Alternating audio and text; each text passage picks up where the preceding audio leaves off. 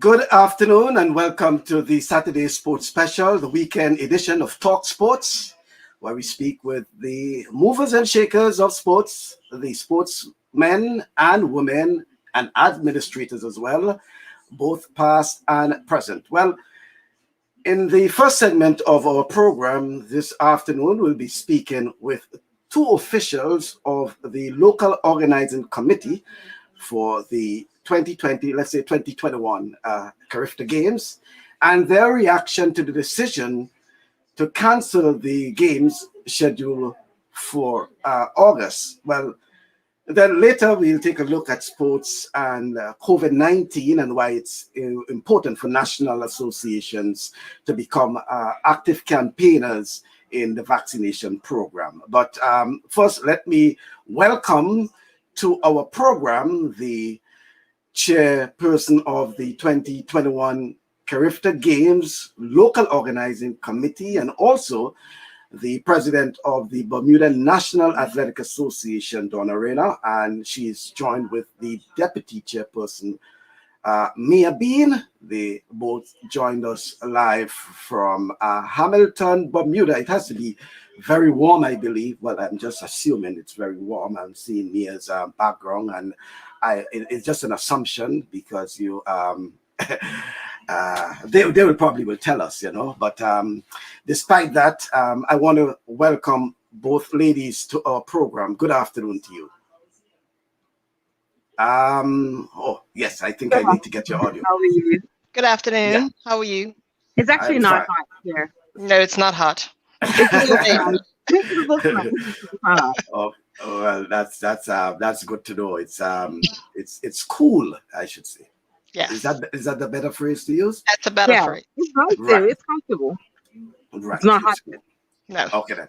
Well, ladies, thank you again for joining me. And about let's say about a week ago, not just a week, yes, a week ago, last Thursday, the 6th of May to be exact, the president of NACAC, the North American, Central American and Caribbean Athletic Association, Mr. Mike Sands, he was on this program actually, and he basically providing an update on the CARIFTA Games.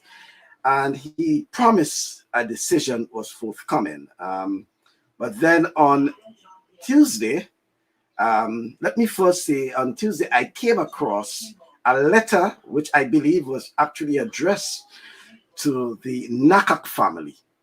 But I selectively refused to publish, post, or make mention of it because I look at it as may have been, circulated in error, and I was awaiting an official statement from NACAC or the Local Organizing Committee and, regarding the situation with the CARIFTA Games. Well, NACAC subsequently issued a statement.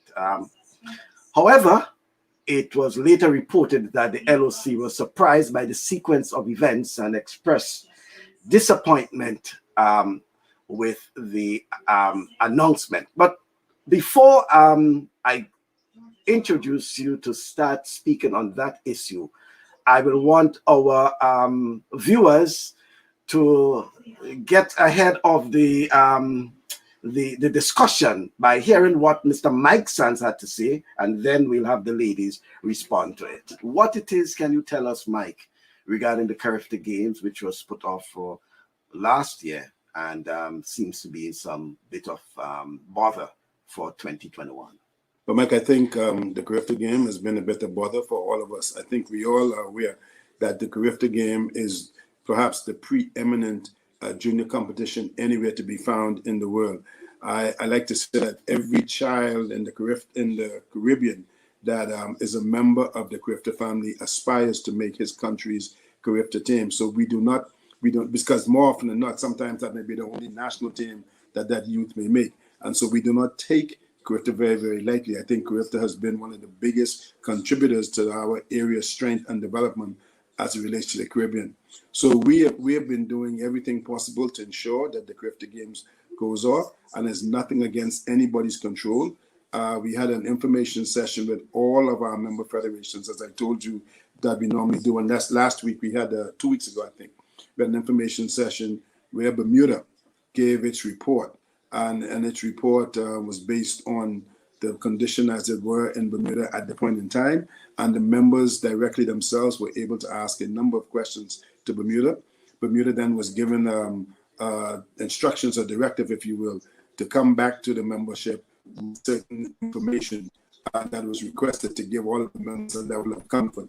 Once we receive those reports, we will then now have to be able to make a decision as to where we would go in terms of CARIFTA, because we as the council and the membership at large, right, there's a certain standard that we have with CARIFTA that we want to maintain. And again, to no one's fault, but at the end of the day, we have to be able to maintain the integrity of the games to the best of our ability under the circumstances that we all face in the world. So once we've been able to review Bermuda's report, the council will then meet and we'll make a decision. I can tell you that we will probably be able to tell you that within the next, by the end of the week, certainly by this coming weekend, Monday or Tuesday at the latest. We will have to make a final decision on the position of the CARIFTA Games. Okay, ladies, you heard it there from Mr. Mike Sands, the president. I want you now to give us an indication of what really transpired, since there was a level of confidence and certainty that the games will be held in August after all. Well, Michael, I'm going to start and then I'm going to hand it over to Mia, because I think Certainly. it's important for the public to recognize the situation. Number one, and I don't have any hesitation in advising the public that I lost both of my parents through this period. I asked NACAC Council if they could hold off on making this decision while I was grieving my parents' loss. Number one, I did not understand why it was so critical that a decision for games that's being held in August had to be made at the beginning of May. At first, they wanted that decision to be made April the 30th.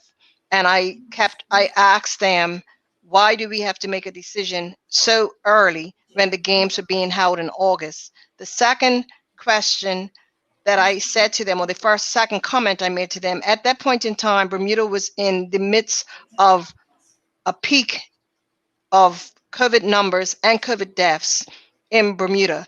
And I said, can we kind of ride this out and see where we get to? Because the government of Bermuda is not going to make a decision on the CARIFTA Games that were going to be held in August during a time when they were trying to contain a pandemic. The answer that I received back from NACAC was that CARIFTA is very important. They understand my situation, but CARIFTA is very important to them, and they needed to make a decision. So basically, I stepped back. Even with Mike Sands speaking about the meeting that was held, I was not able to attend it. My father had just passed on the Friday, and I informed them that I will not be able to attend the meeting on the Saturday. So from my standpoint is, where was the empathy? And I still do not understand why a decision had to be made so quickly with all that we had going on in Bermuda. My personal life and also, where Bermuda was concerned, asking the government to make a decision in the midst of a pandemic. So yeah, well, I want to extend condolences to you and your family. Donna, on the passing of your parents, I knew it would have been probably very hard for you, very difficult, I should say, during that period, to lose your parents almost back to back, So I want to extend condolences to you and family. Mia? Yeah, the conversation did transpire in the way that Mike Sands indicated. However, during the meeting with the NACAC family, there was a few dates put out there. July 1st, June 1st, May 1st was the earliest, and that was the one that they went with.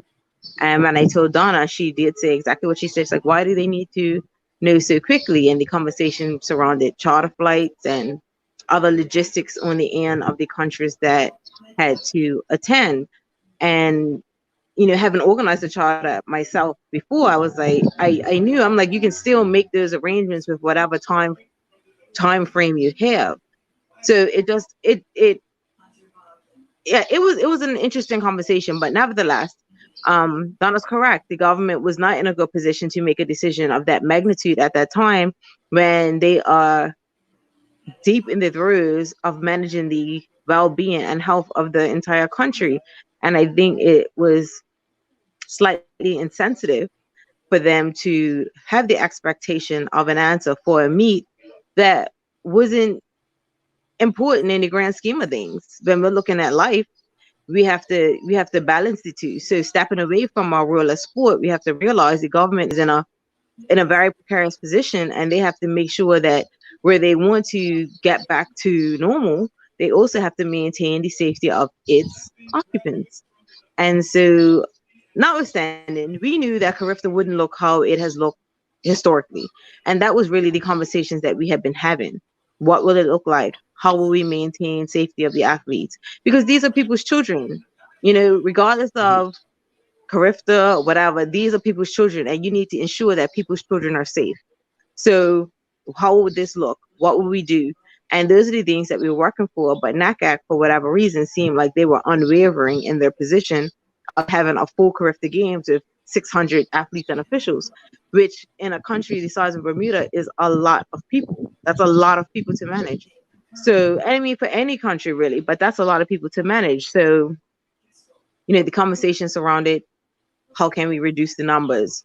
Is that an option? They were not willing to reduce the numbers with the position of not disenfranchising 50% of the CARIFTA athlete population, referring to the under 17 age group.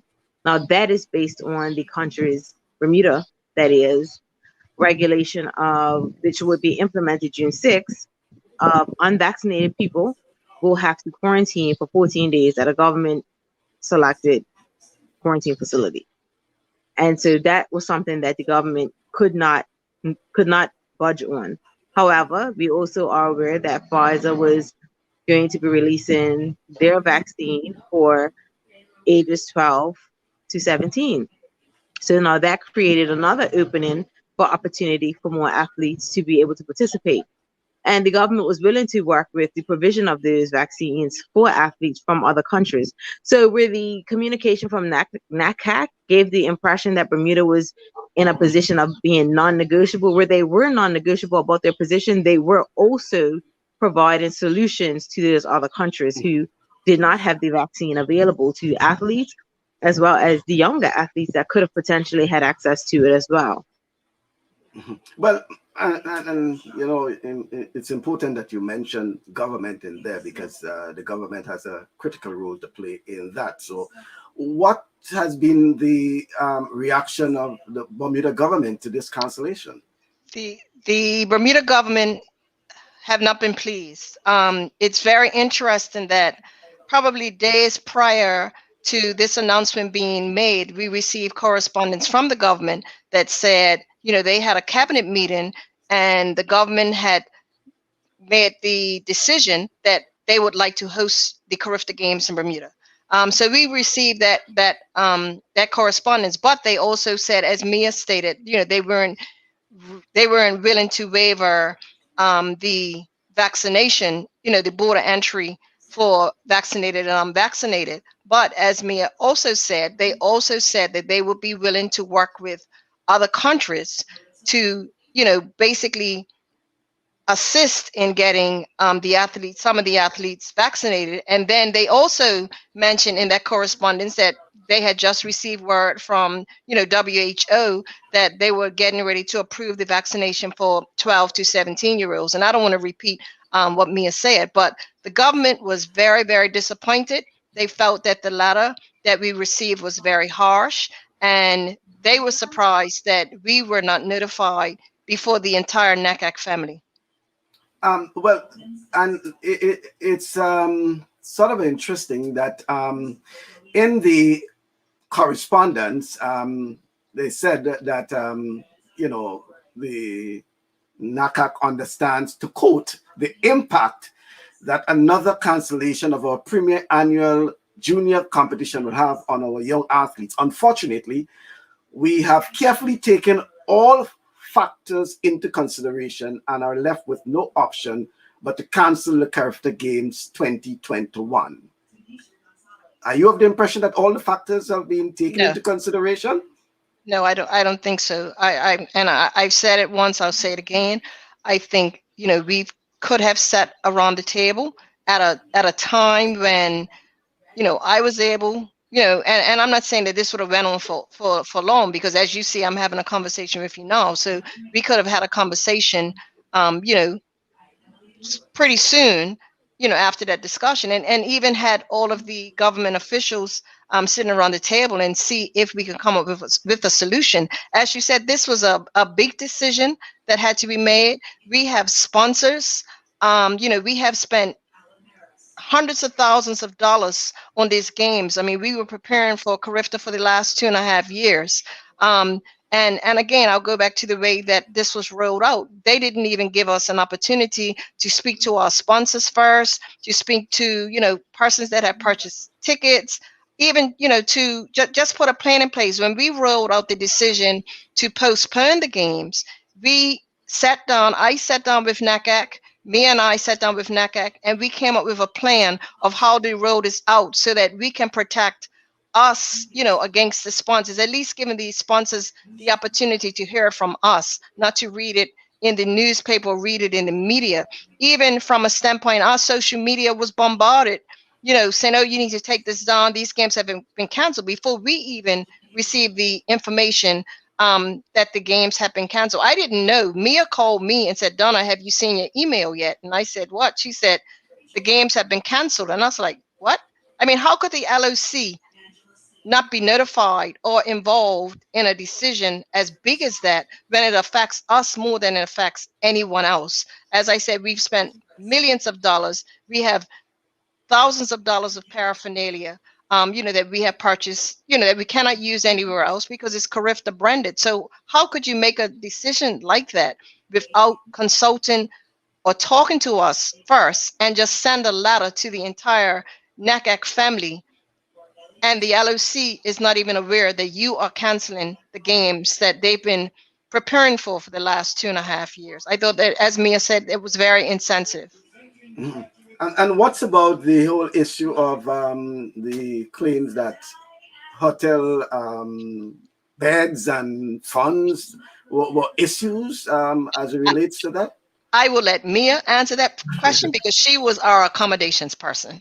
So I don't even know where they came with that from. I had contracted the same number of rooms that I had contracted for 2020 CARIFTA. So the conversation about more rooms tied around if any regulation was put in place to reduce the number of athletes per room.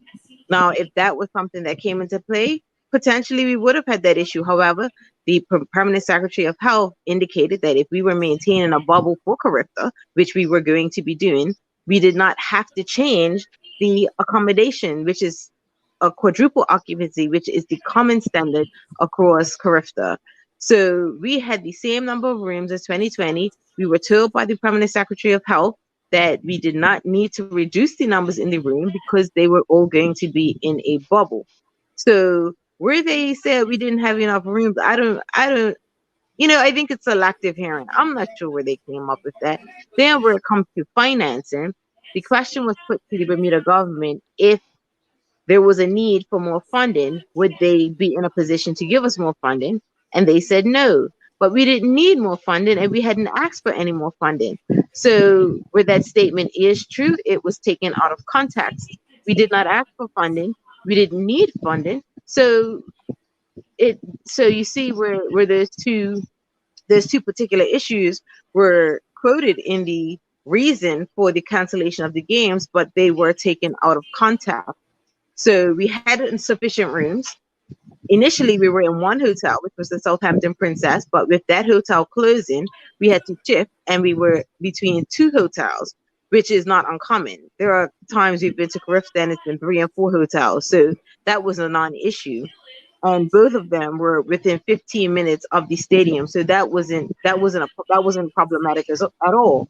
So I don't know. I don't know.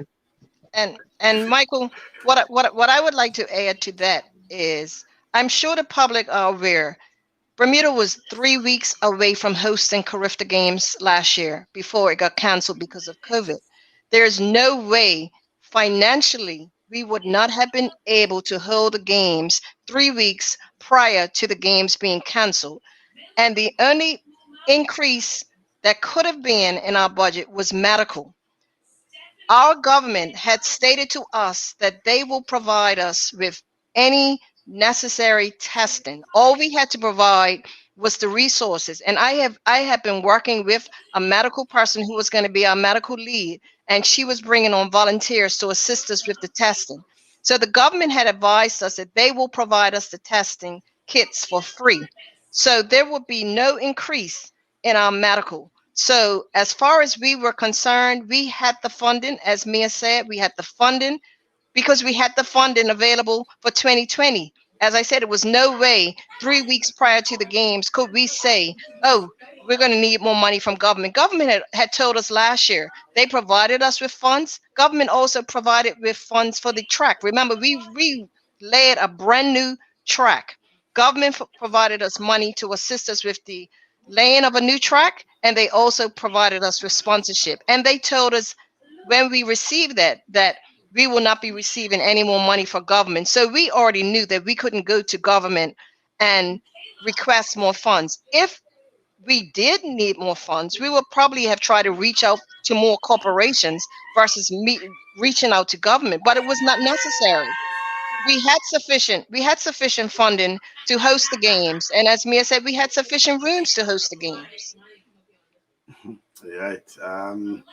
Well, it really appeared so, and I assume that the news really have not gone down well for the folks in the Caribbean who have been really looking forward, based on what has happened last year, which people probably may have would have accepted at the time, I would say. But you know, I assume that you folks would have been receiving lots of calls, messages, emails regarding this cancellation. How have you been processing that? Well, as you said, we're disappointed, and I'm going to quote something that Mia said and Mike Sands said. You know, they didn't want to disenfranchise 50% of its athletes. What we're doing now, we have disenfranchised 100% of our athletes with not hosting the games. But one thing I will tell you, you know, we're not really feeling 100% defeated.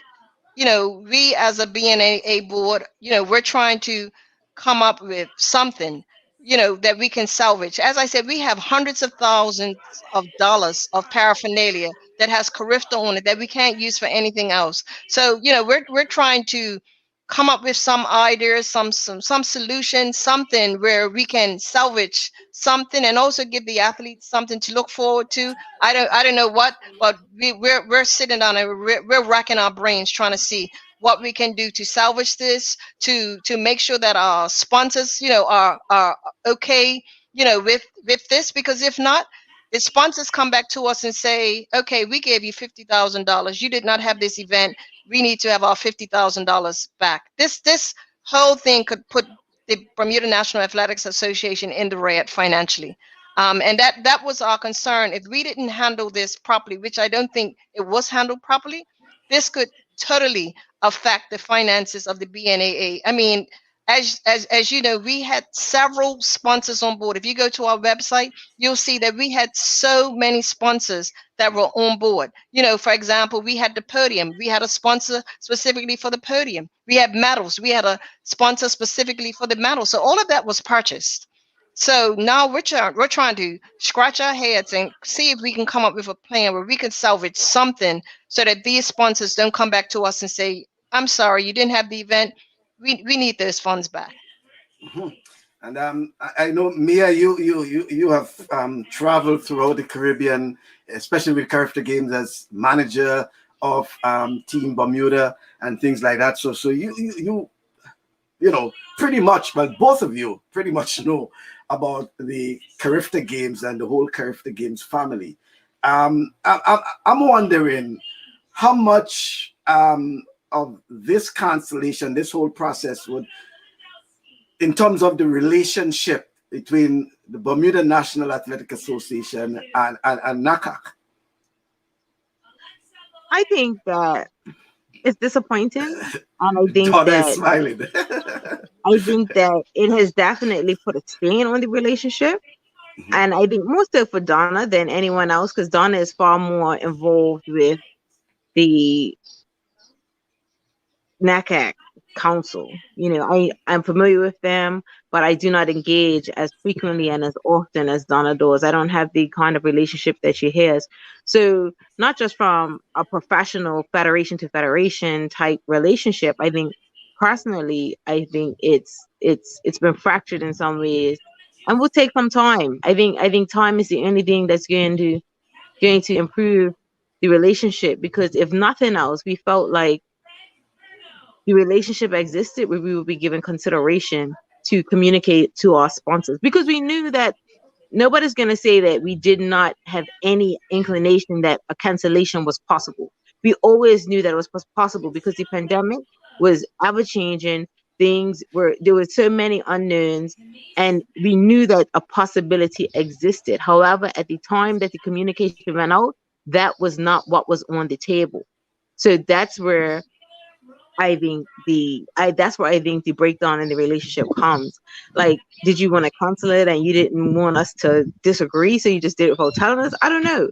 And we will never know some of the answers to these things. But obviously, from a professional capacity, we still need to work together, because we still are part of NACA. However, there is definitely, I would say, a sour taste in our mouth at this point, because on the level of professionalism, that it was done in poor taste. It was done in poor taste, and it just didn't go over well. It's just, I've spoken to people from other countries who I know from traveling, and they were like, "Why'd they do it like that?" And the only answer I could give is, I don't know. I don't know why they would do that. So knowing that the kind of money we spend, and unfortunately, the one thing that also resonates for us as well, as far as not just wanting to use the stuff that we have, is to give these athletes an opportunity. Some of them haven't competed internationally in over a year, and they start to lose motivation, they start to feel discouraged, and we want to provide an opportunity for these athletes to compete, so they can put to the test the training that they're doing, so they can see where they are, and so they can get those opportunities. And we felt that even if we were only hosting the under 20 age group, that it would have at least given them that opportunity to be seen by the college coaches, because as you know, college coaches are a significant part of the CARIFTA experience. You get scouted, you get seen by coaches, and we all know you don't even have to win CARIFTA for a coach to offer you an opportunity. And I think that is what's sad. And this is 2 years running now. 2 years in a row, athletes have missed an opportunity to showcase their skill, to showcase their talent. And I think it's sad, it's disheartening, and I feel for the athlete more than anybody, because money can be made, but opportunities lost are often difficult to replace. Yeah, well, and Donna, I know it's more dear to you, as I realize Mia is trying to throw the book at you, but your relationship with them, and when I say them, sorry, I'm referring to NACAC, because you have been involved and intimately involved in NACAC, intimately involved in track and field, not just in the Caribbean, but also at the level of World Athletics, Commonwealth, all these sort of things. So, I'm trying to figure out how it is, what sort of thought pattern you have, in thinking about all that has been going through, and how do you relate to these? How do you relate to this situation, and relate also to your counterparts? Yeah. Well, for me, and as Mia stated too, it's going to take some time, because remember, I not only had the the CARIFTA, but on top of that, I had my personal situation that I was dealing with, and I think I said at the beginning, I kind of expected some empathy, because as you said, I've had a wonderful relationship with these people, as part of NACAC. And it's not like I lost one parent. I lost two within 4 days. So for them to be applying pressure to me, I just couldn't believe it. I mean, I could tell you the day that my father passed, my phone was ringing off the hook, and not from people offering condolences, but from the media wanting to talk to me about CARIFTA Games. What is Bermuda's decision going to be? And I called NACAC and I said, I can't believe this. Today my father's passed, and I've had phone calls all day from the media wanting me to say to them what decision is Bermuda going to make regarding the CARIFTA Games. And so that part for me was very disappointing. It's also disappointing the way that the decision was handled. As I said, I mean, I used to talk to Mike Sands and Keith nearly on a daily basis about CARIFTA. Again, as you know, we postponed CARIFTA twice. Both times we sat down and we worked out a plan, because they said to me, Donna, I understand you have sponsors, that you need to contact, blah, blah, blah, blah, blah. So we worked out a plan of, okay, let's roll this out so that it doesn't affect Bermuda. It doesn't affect Bermuda National Athletics Association. And then here we are making a decision as big as cancellation.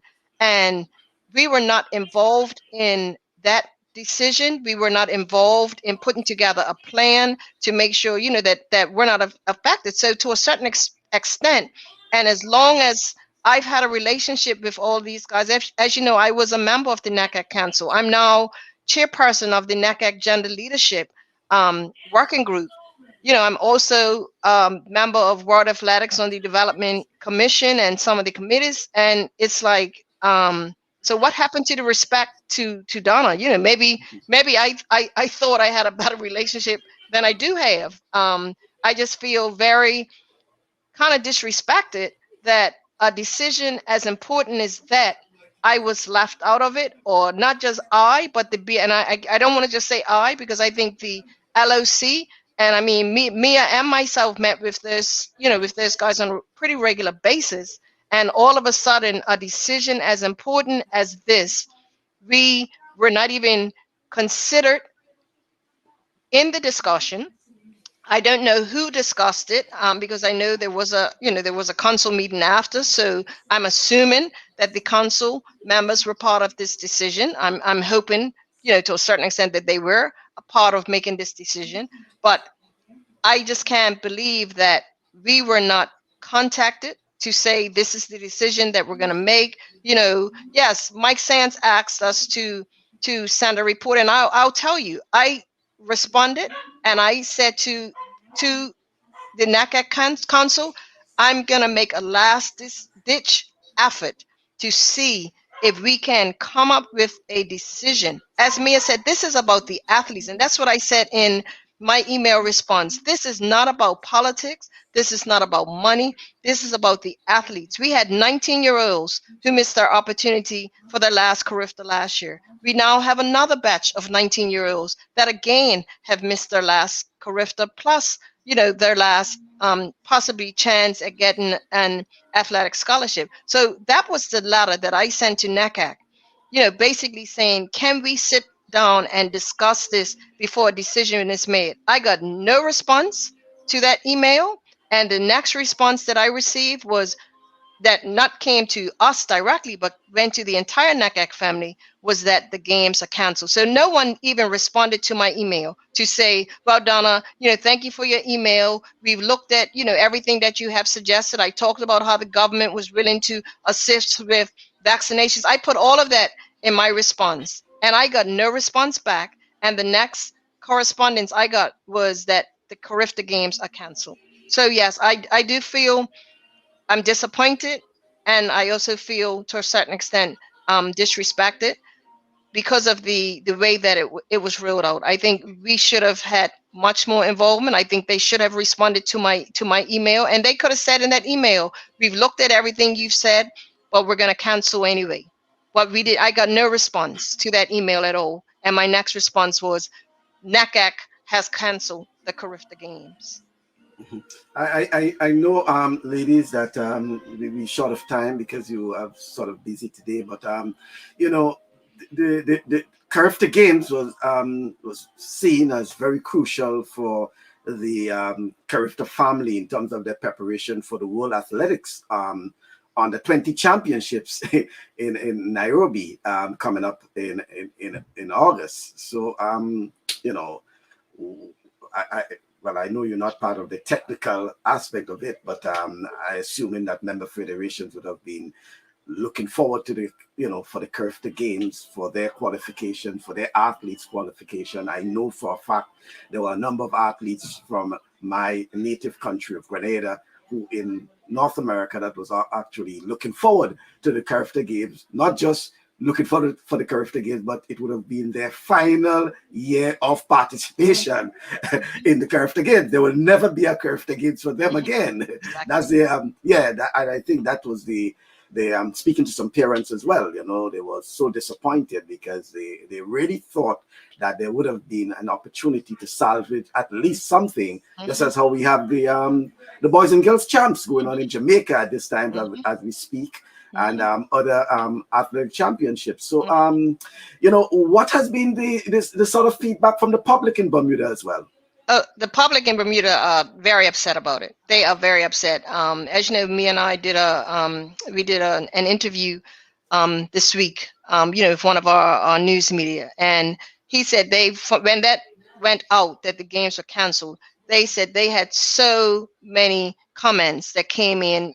People were shocked because everyone in Bermuda knew that we were ready. And that's one thing that I want to let the public know. We were ready to host the games.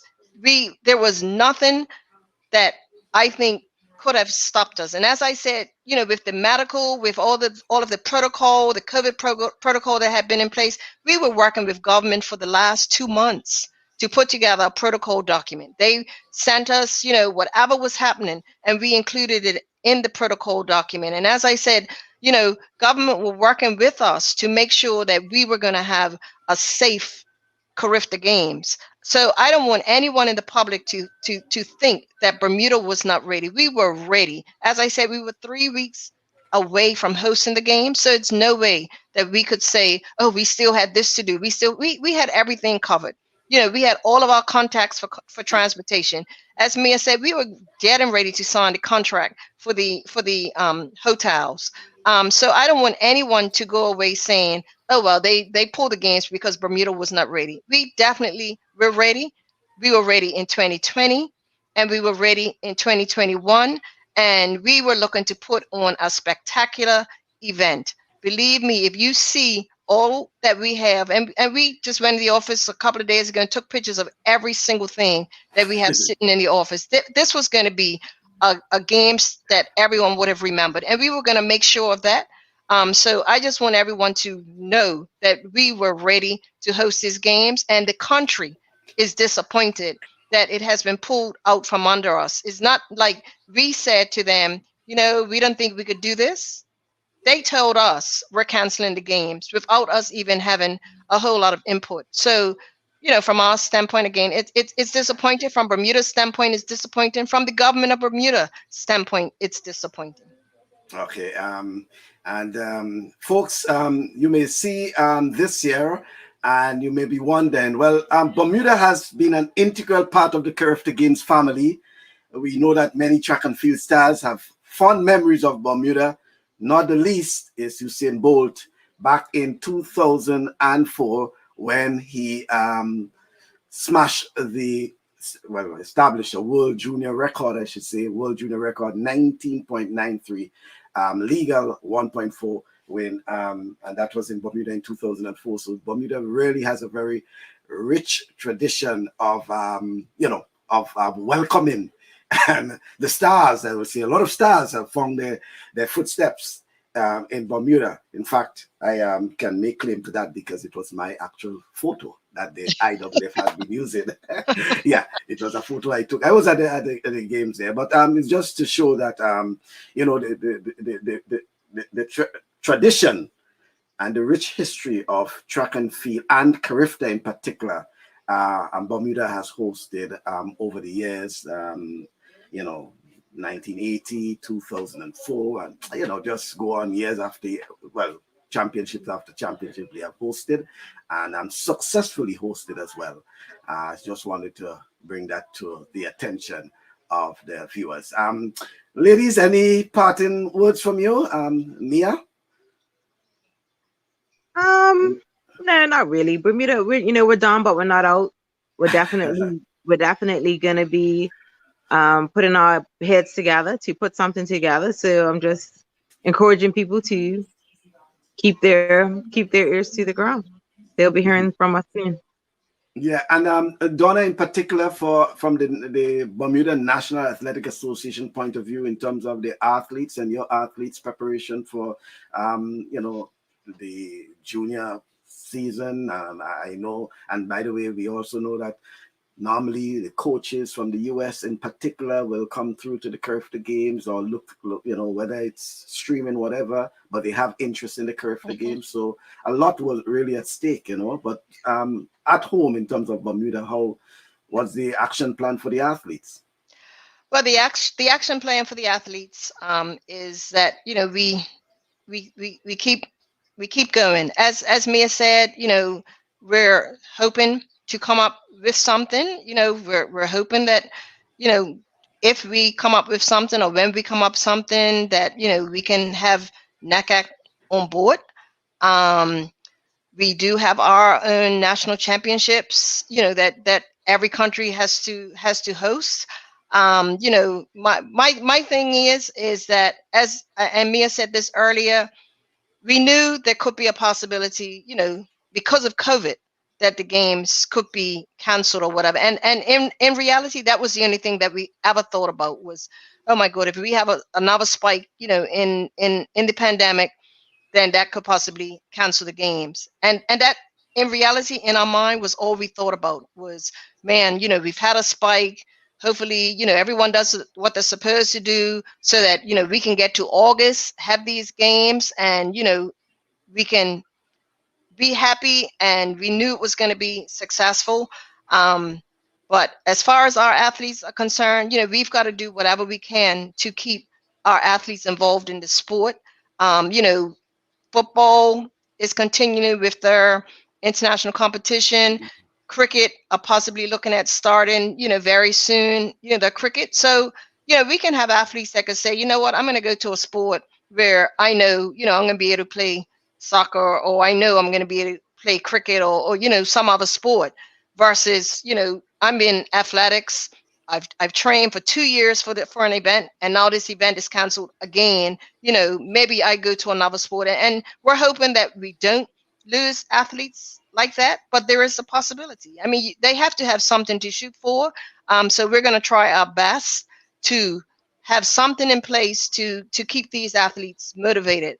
But I know, as me being a prior athlete, you have to have something to shoot for. You can't just train day in and day out and have nothing, ahead of you. And, your coach is trying to motivate you and say, just keep training. It's got to be something. It's got to be a goal. It's got to be an objective. And, not every athlete's objective or goal is the Olympics. Some athletes' goal is just the CARIFTA Games, to compete in the CARIFTA Games. Now we've taken that away from some of the athletes. So our goal as the Bermuda National Athletics Association is to try to keep our athletes motivated however we can, especially the young athletes, because that's the age group that we lose our athletes to. The athletes from 14, 16, 17, 18, that's when we have a struggle. I mean, we have a very, very great young persons program. We have a couple of clubs that have young athletes, and they stay in the program. But once they hit 14 to 18, 19, that's when we lose our athletes, and especially females. Mm-hmm. So now, we've taken away something that they were working towards twice. So now what do we do to motivate them? As I said, we're going to try our best to see what we can put together. But as Mia said, stay tuned. We're really thinking out of the box. We're trying to be innovative, but we need to have, government, and we need to have NACAC on board with our innovation. So hopefully, we'll be able to say something positive in the next couple of weeks, but But we're trying. We as Mia said, we just cannot be defeated. We've got to see how we can salvage this season, for our athletes, for our Caribbean athletes, across the board. But we've got to have people that are going to jump on board with us and, go with us and not put more hurdles in our way. All right. Let me just say a comment here. Athletic meets are taking place all over the world at present. The sensitivity of protocols, prudence, and preparations could have made the CARIFTA Games possible. Thank you, Claire, for your comment. Exactly. People they are of the belief that it's possible, and as you said, could have been some level of discussion, some level of compromise, and it's something that was willing on the part of Bermuda, the LOC, the government, despite the protocols. And I mean, you could look at Michael. You could look at the World Relays. They had the World Relays, and I'm sure they had a lot of challenges. But what I try to say is, if a government puts protocols in place, you as a sporting event cannot overwrite the government's protocols. But you can sit down and work out something to say, you know what, we want to have something. Let's have something versus having nothing at all. And as I said, they talked about disenfranchising 50%. We've now disenfranchised 100% of the athletes. And I am of the opinion that we could have come up with something. And as I said, I looked at World Athletics. Look at the relays, how few teams end up competing. And I'm sure that's not what they wanted, but countries had to make a decision. We will go or we will not go. But they had the event. There's so many events happening around the world that are nothing like what I'm sure they wanted them. You see events with no spectators, but the athletes are able to compete, and that's what we're all about, giving our athletes competition. Yeah, I agree with you, because after my program, I have the Big 12 championships to look at. There's a lot of track and field in the U.S. Exactly. A number of our Caribbean athletes, some of those who are competing, some of those who are actually looking forward to the CARIFTA Games, they will be competing. So I want to thank you, ladies, for being part of the program. Stay strong. Once again, Donna, our condolences to you and family. And I listened to the interview you had with Burgess, right? Yeah.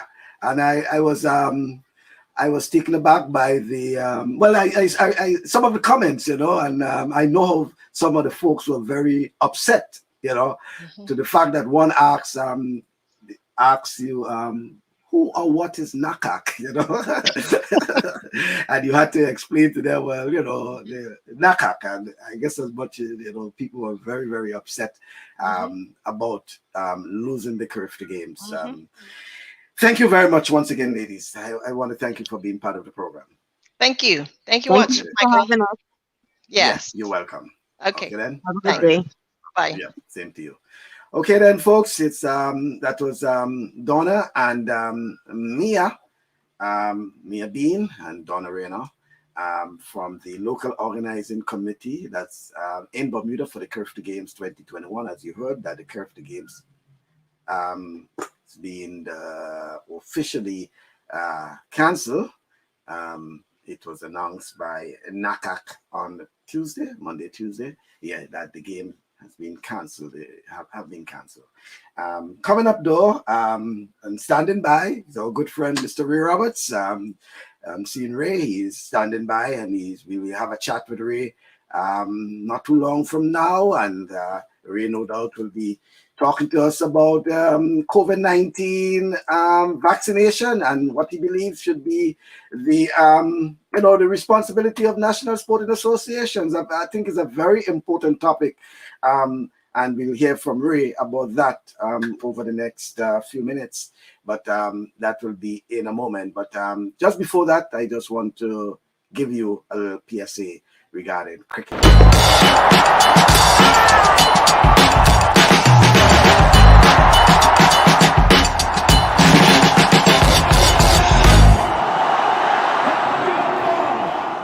Cricket is a sport that is played by millions and loved by billions of people from all corners of the globe.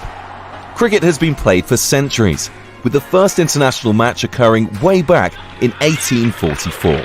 From that time, it has continued to develop into the vibrant and exciting modern game that is played today. Cricket is a bat and ball sport that involves two teams with 11 players on each side. The aim of the game is to score more runs than the opposition. One player, the bowler, bowls a hard leather ball at speeds of up to 150 kilometers per hour at a player from the opposing team, who then attempts to hit it with a bat in order to score runs. Cricket is played on an oval-shaped field, and in the middle of that field is the pitch, which is where most of the action takes place. At either end of the pitch, you'll find these things. They're called wickets, and they're made up of 3 wooden stumps that support 2 bails. They're important, but we'll come back to them shortly. The batting team has 2 batters at a time in play, whilst the fielding side has all 11 players on the field. A batter scores runs in 2 ways. 1. They hit the ball far enough that it crosses the outer boundary of the field. If the ball has bounced, it's worth 4 runs.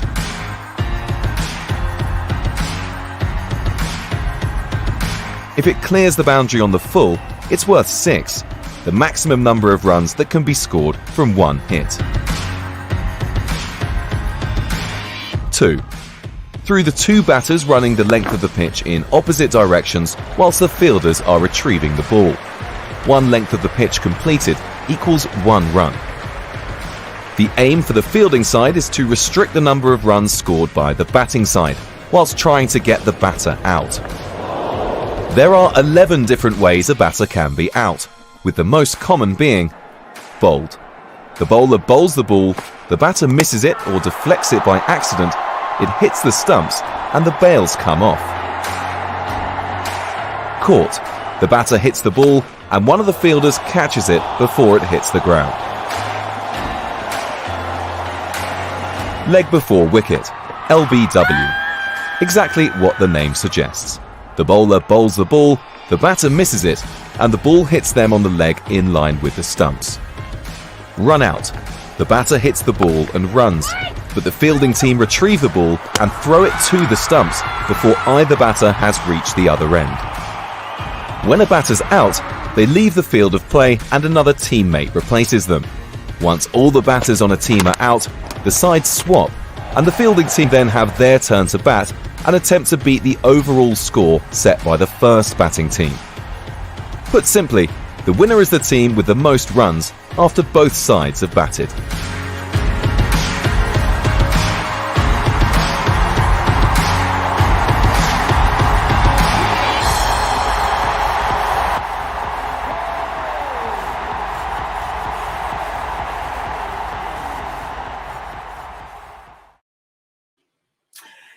Yes, from the International Cricket Council.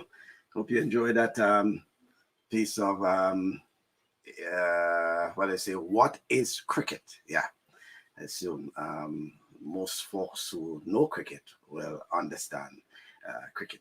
Well, as I indicated, our next guest was no stranger to the program, Ray Roberts, the sports commentator, and Ray has been, I should say that Ray penned a piece, a commentary that I thought was very, very relevant, very important, and I had invited Ray to be on the program to basically share that, because it has been a burning issue in recent weeks. And by way of context as well, when Ray was on the program last August, he spoke in the context of without a vaccine, because at that time there was no vaccine, his thought pattern, what he's expecting to be done, etc., etc., etc.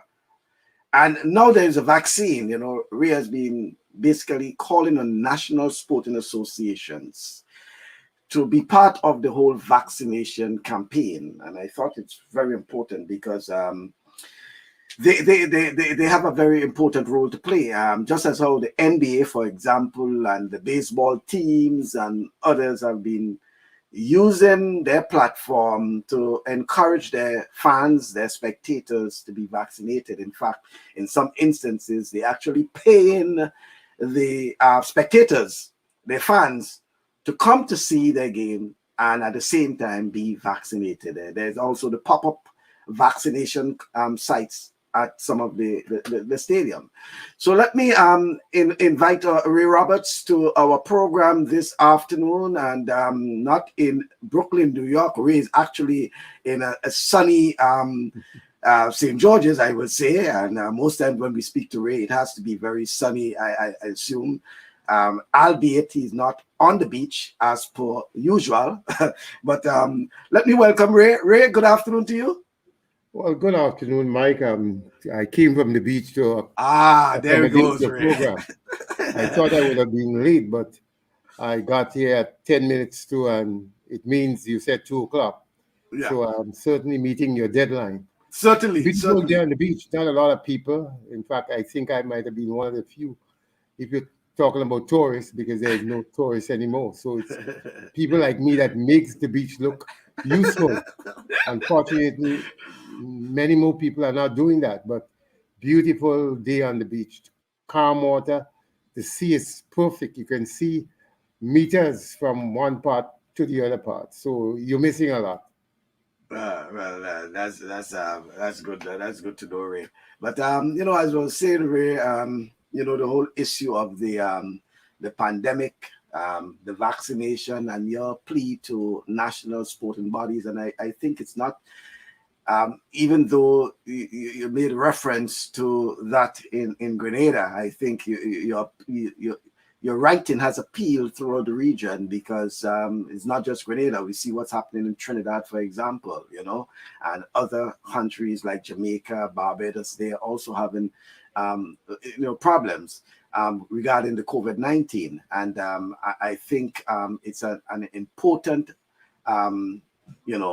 revelation from you in terms of using sports, using their platform, the sporting associations, to get folks to be vaccinated. Why, Ray? First of all, what was the thinking behind that? Why you believe that National Sporting Association has that responsibility, or they have that responsibility? Well, let me say thanks for the invitation, and I thought about it before coming on. In fact, let me announce that I'm going to be taking mines on Tuesday. It's not that I had any fear, because some of my colleagues, we have a sort of table tennis group and other sports, mainly those of us who are no longer competing other than recreation. Quite a number have taken it, and I don't know if it's because we are still a bit athletic.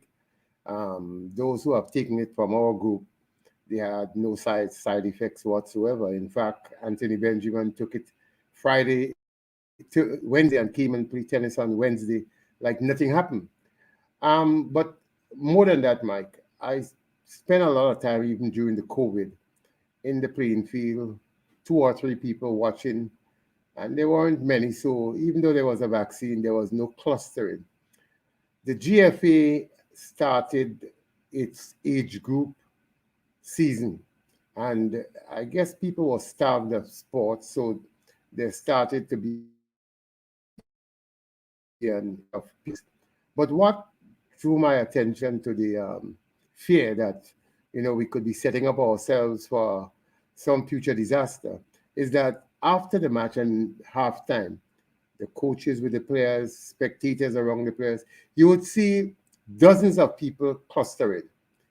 And the argument about, it's a vaccine that took very quick time to get on the market, and all the, backward and forward. When you listen to the experts, and I prefer listen to the experts and follow the science, I concluded that there's no way we can sit by and be organizing sports, bringing out hundreds of people on a weekly basis, and put on the radio that we are following the COVID protocols. And when you go to the field, well, I'm sitting maybe in the pavilion, I have a mask on and 2 other people, but 80%, 90% of the people are not wearing anything. So who are enthusiastically involved and getting involved, I mean, they're opening themselves for disaster. So to me, sports administrators, and particularly those of us who are seen as people of senior age, those of us who have been involved in other sports, I think we have that responsibility to people to do the right thing, encourage them to take the vaccine and recognize the value of it. So, Mike, that is the objective behind it. As responsible sports organizers, we cannot be ignoring that we have a responsibility because these players are going back to their family homes. They're going back to a village. And, you know, it's not something that is going to say to you, I got COVID from Michael Bascom or Ray Roberts. It says nothing. You go home and the trouble begins there.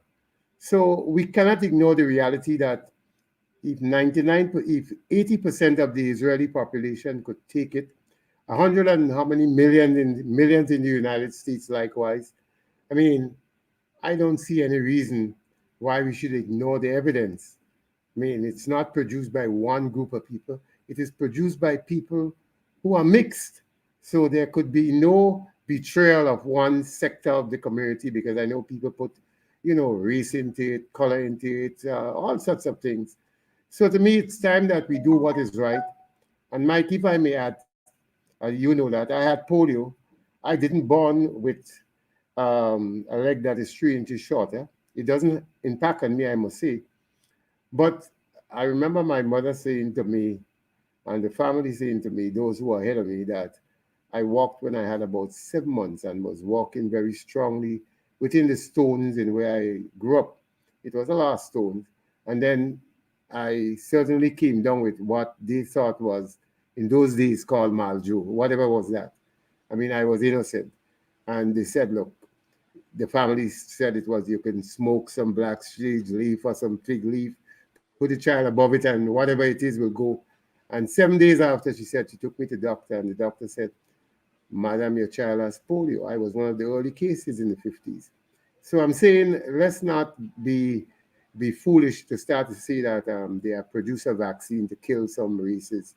I mean, I have taken several other vaccines still, and I don't know that it has impacted upon me in any negative way.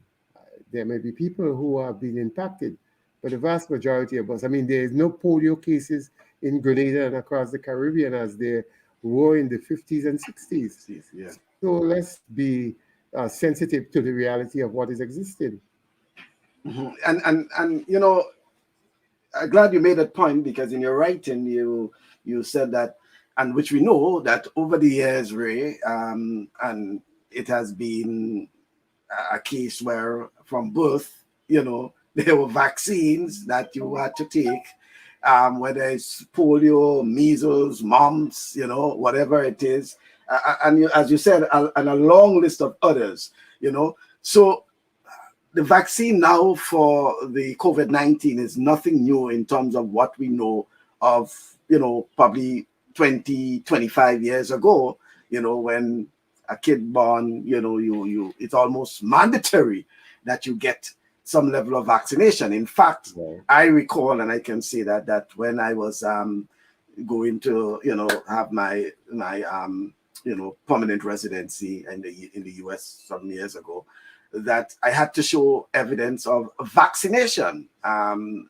it is not something I can say. Well, you know, you know, there was no if or but. You know, it was mandatory, and if I want the, you know, the permanent residency, I have to show it. You know, so I agree with your point there, Ray, and as you said that you know, the sports associations, and sports people in general and others are vaccinated to achieve, you know, what you referred to and what we have been hearing in the news about the herd immunity. You know, we know, for example, Ray, that, and it's good news to an extent, that Grenada will be hosting the West Indies versus South Africa T20 series.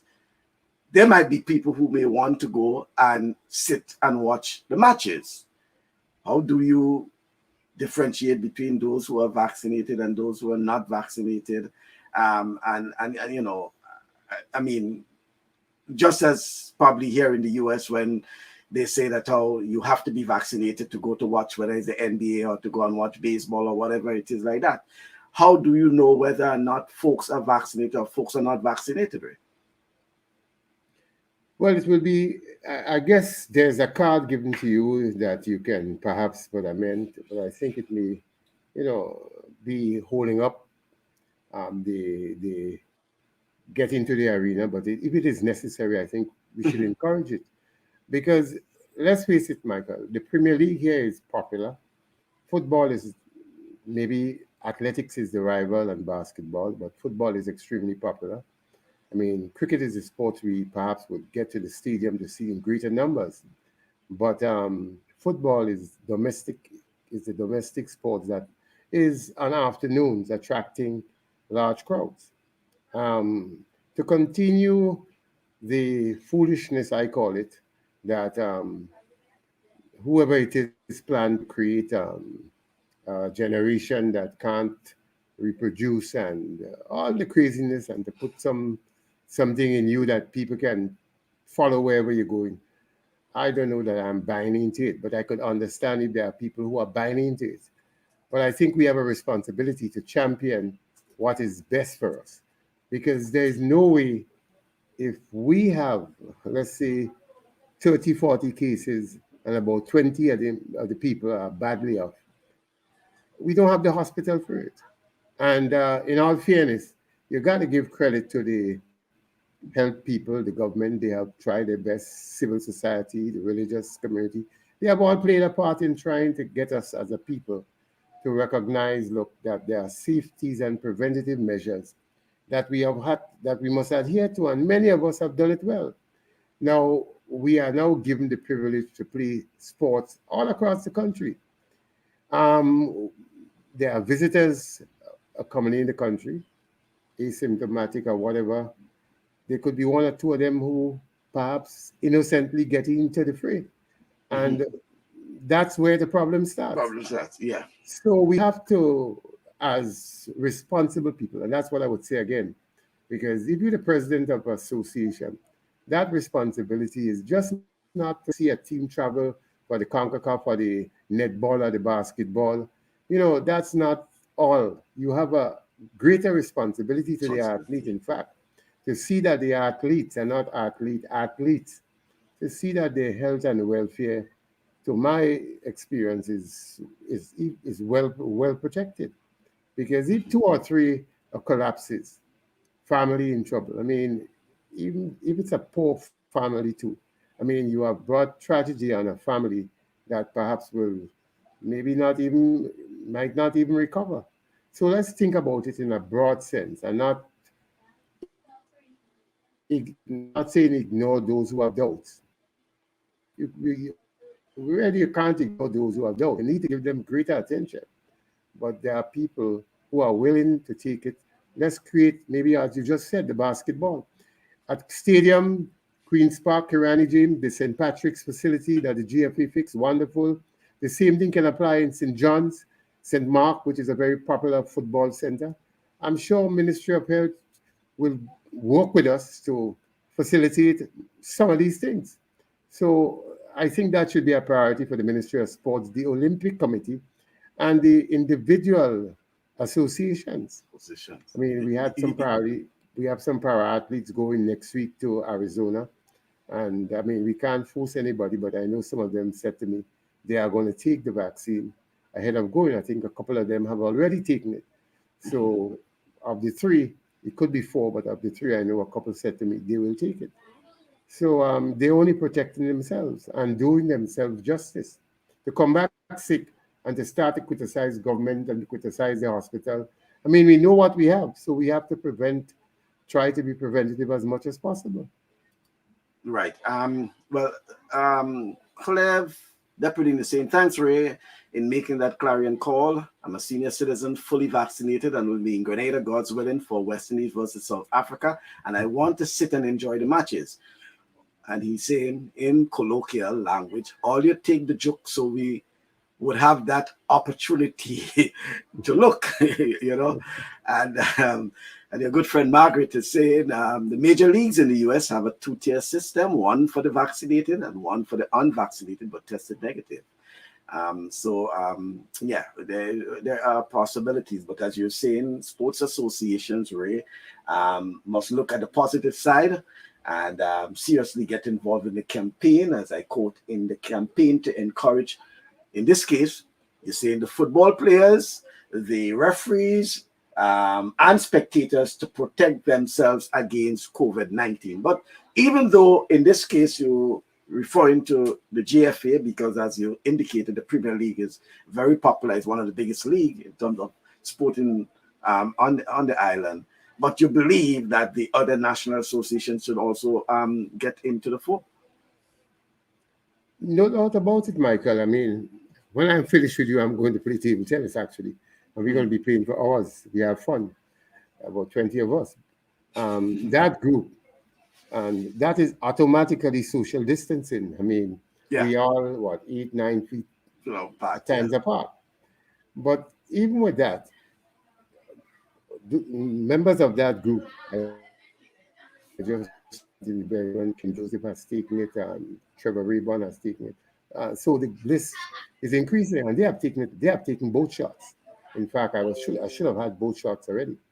The idea is that you want to have safe sports, because unlike where you are, and good to hear Margaret and Cleveroy wouldn't miss anything in Grenada. He needs to have a plane because he doesn't miss anything in Grenada.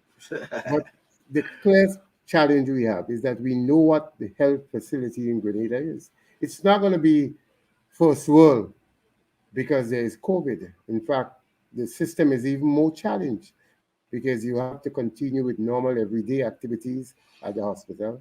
And to compound it, if you have, I would say just 10, 20 cases, you will be overwhelmed. So we have, and I'm seeing a lot of behavior now that, I mean, I hear people say about this, there is no need for state of emergency. Well, I strongly support it because I was in town yesterday, and maybe I was the only person who didn't have a beer in my hand. I was perhaps the only one in that area that had a mask, and everybody seems to have, it's normal day.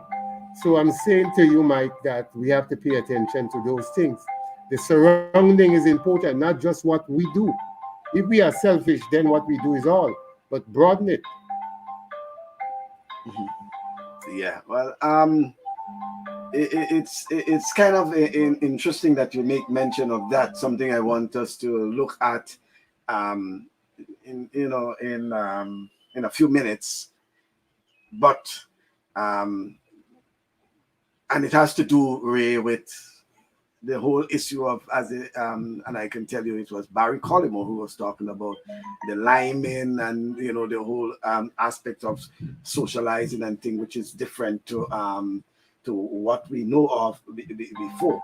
But it's sort of important, Ray, that you raise that point, because when we spoke, it was last August.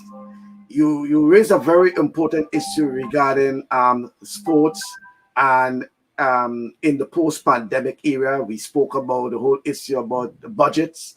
And remember, last August, there was a lot of things we didn't know, of at the time. So right. You might have been speaking just in terms of, in hindsight, to some extent, and and assuming what will take place in the future. But I want to just play that part, that interesting part that you spoke about last August, and then we'll come back and discuss it, Ray. So, Michael, the first problem we face is satisfying that basic need of food on the table. And this is the one we have to treat with. That is going to be a colossal battle for governments across the OECS. In fact, I saw Antigua not too long ago in St. Lucia. In St. Lucia, the government was asking public officers to be lenient. And I see in Antigua, they were asking, the prime minister was saying he may have to borrow X amount to do certain things to keep workers funded. So we are having that challenge all about. In Grenada, I heard the prime minister saying revenue is down by 50%. So that is the first challenge. I don't know that there is an easy formula for that. Yes, you could do statistics and come up with all sorts of permutation as to how you'll get around it. But that is going to be the first challenge. So I would hope, and I wouldn't make any pronouncement, but I would hope not just the political directorate, I would hope that those of us in sports would give some time to sit down and tete-a-tete and come up with some kind of come up with a constructive ideas, maybe not constructive, but ideas as to how we could treat with that in the aftermath of COVID. Yeah, Ray, I don't want to say you're a philosopher, but I think it's still relevant in terms of coming up with something, Ray. It's almost a year now. Do you think, in the terms of, and if we probably look at Grenada, that we have really come up with anything by now? I don't really think so. I think basically we're still scratching the ground. I I think I'm actively involved in many of the activities, maybe administrative capacity, but I think I follow just about everything that is happening. Sports, I mean, whatever evolves in society. Yes, I would say the health people have continuing to work and evolve with things, but I'm not too sure we as sports have really done anything much. I mean, look, I still see we stage events. As I said to you, when you look at the events, thank God that we are blessed and nothing has happened. I mean, it's like prior to COVID, we had our state of emergency in March 2020, and to me, some of the things we've seen is like in 2019. And again, yes, we do a lot of media hype and we have personalities saying things. But Mike, one thing I've said to people, I sometimes pick the area in which I live. I don't know that I hear radio play in these areas. Not even the death news. In fact, some people tell me now they go online and see when is the funeral and who is who.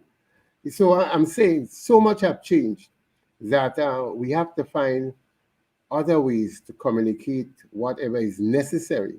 And maybe the best thing still, tried and tested, is going wrong with a loudspeaker because it disturbs you, whether you are sick, you're happy, whatever state of mind, you're going to hear the loudspeaker.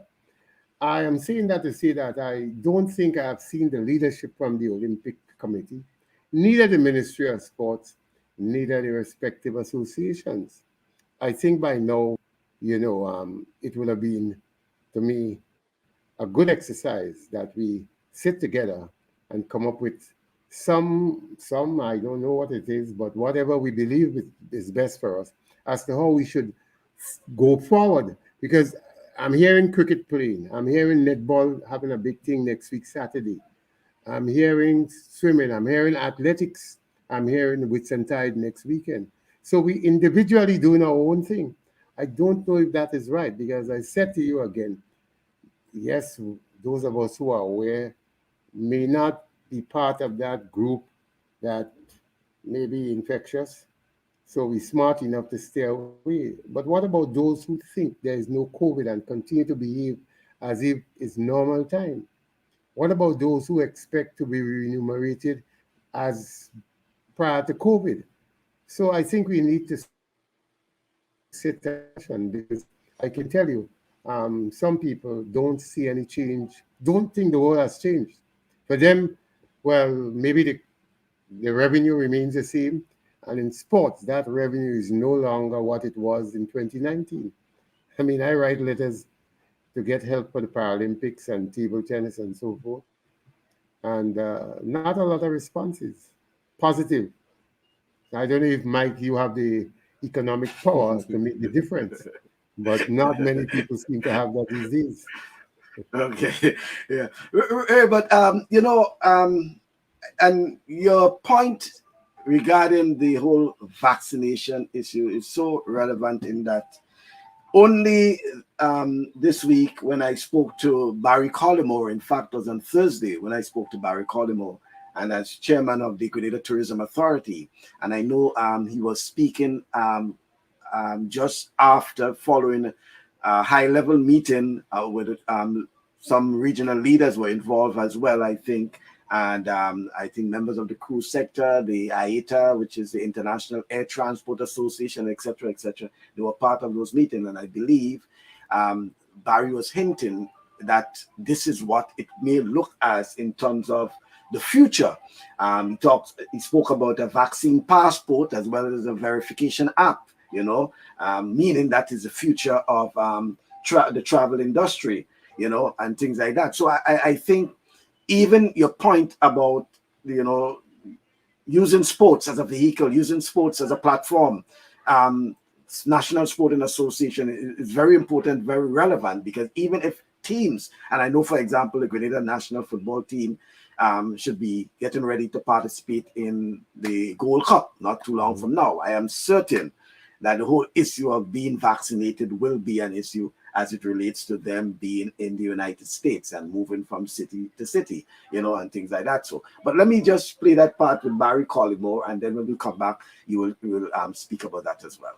Are there challenges faced by Caribbean countries in regards to sports tourism and pursuit of sports tourism in the context, Barry, of some of the limitation? And I'm talking about the immediate, future in terms of the limitations with the pandemic. For example, hotels requiring guests to be vaccinated and, all sorts of protocols. So do you see challenges faced to that industry, sports tourism industry?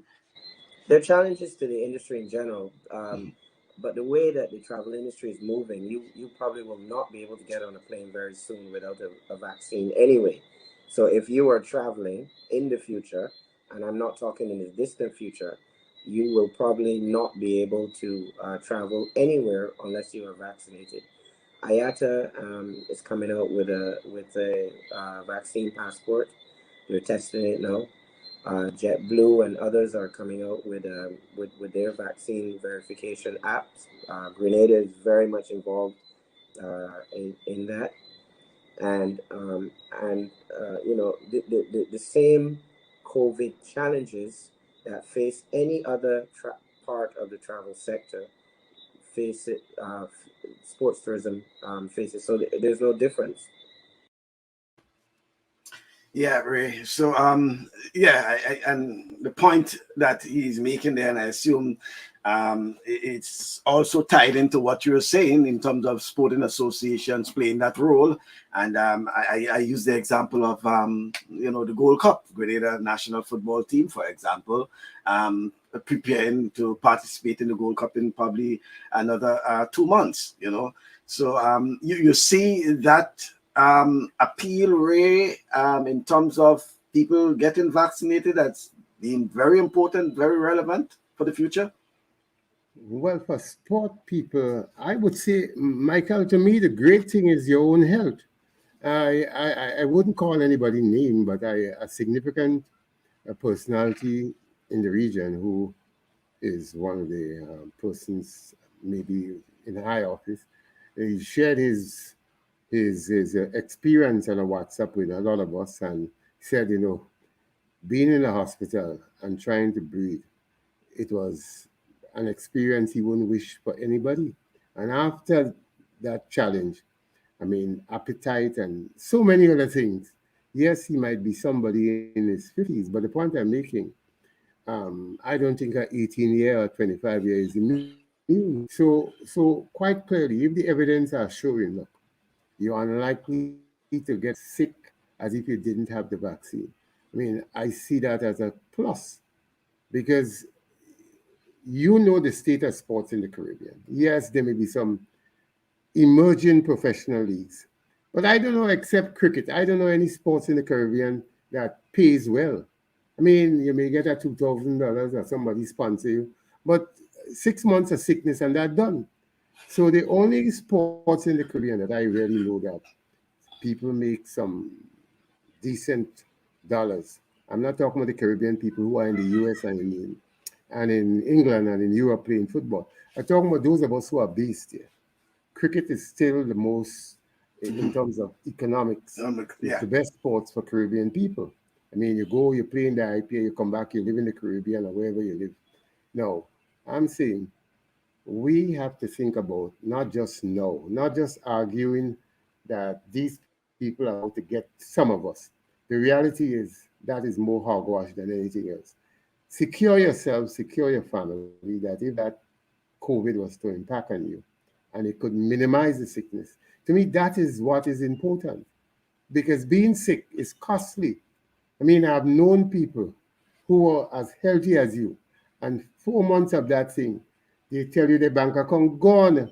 People have to do barbecue, and that too, I mean, is just imagine you're doing a barbecue, which is really not doing much. So why not think the positive way, how I can stay healthy? And if you stay healthy, being on the national team will be no challenge. And I would say to you, Michael, too, in all honesty, if you get sick, as far as I know, in any other, well, Grenada, I could say, for the first 2 months, for the first 2 weeks, people come and look for you. After that, it dwindles down to one or two, and then nobody at all. So let's not ignore these things. Precaution is what we have to start to think about with COVID because it's not going away. So I think that, they talk about the passport. I mean, it may mean that we have to do a lot of public education because I listen to some of the parliaments in the Europe and it's a harsh debate and I can see problems emerging. So I don't want to say that may be the way to go without a lot of more public education. But clearly, I would encourage people who want to be versatile. I mean, I see the debate about SGU. I mean, I can't say I disagree with SGU. I mean, you're bringing 5 from the States. There are Grenadians who are going to be working with them. There are sports people who are taking academic classes there. Why are you risking that? I would take the vaccine. I would understand if you have challenges that forbids, then something is worked out. But I don't see any real sensible about perception being somebody want to kill some black people or to whatever. I don't know that is something or the beast, what the mark of the beast. I'm a big believer, my friend. I'm consciously convinced that there is a supreme. So, Michael, I think we have to work with those who are perhaps creating the fear for others. And I think we have to take it serious. But Barry has merit in what he's saying, that there might be something that if we are on the plane, we want to know that we all are vaccinated. And if we are in the playing field or in the pavilion, we want to feel safe. So I really, I mean, I hate to say I didn't think the world had reached, well, I didn't expect the world to reach where it reached.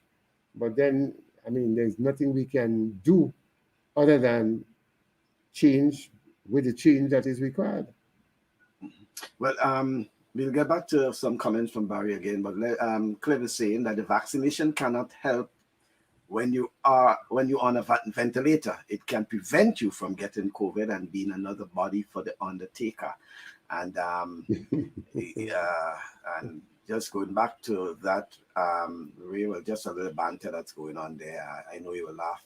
Toro is saying, we're going and play tennis to have Ken Joseph beaten. He has a good excuse today. He was tired after the interview with Bascom.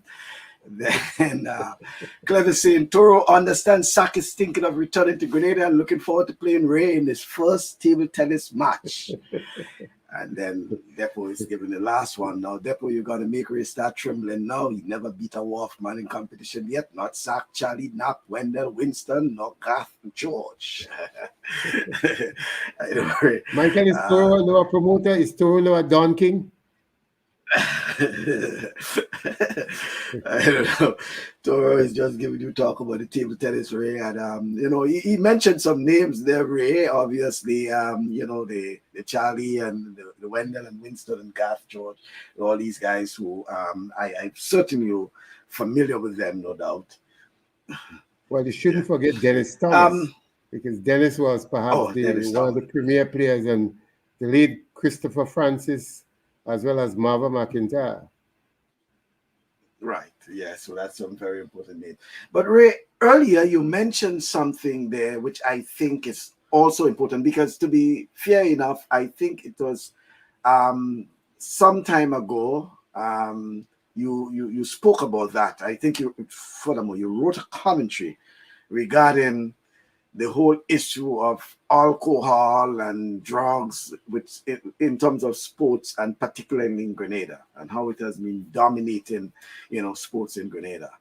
And I want you to comment on that because in the interview with Barry Collymore on Thursday, he made mention of the whole issue of liming, and it brought to mind the comments you made some time ago, well, the commentary rather you wrote some time ago regarding to how alcohol is really wrecking sports in Grenada. Some of the young people are, involved in alcohol and drugs, and you wonder at times whether or not there is actually drug testing going on in local sports. But let me hear what Barry has to say, and then you will come back on that. And this may be a little bit controversial, but I feel that as well that in a sense, the way that we socialize in the Caribbean, or the way that we are beginning to, the heavy reliance on liming and alcohol as our avenues of leisure is probably one of the reasons why some places are having a harder time with the pandemic than others, because we have forgotten some of the traditional ways in which we socialize through sport, and people aren't playing as much sport as they used to. Men will spend a whole day on the block lining, and I'm not condemning anyone or saying that that's a bad thing. But when you look at our incidence of non-communicable diseases, high rates of hypertension and diabetes, is because we have become too sedentary. And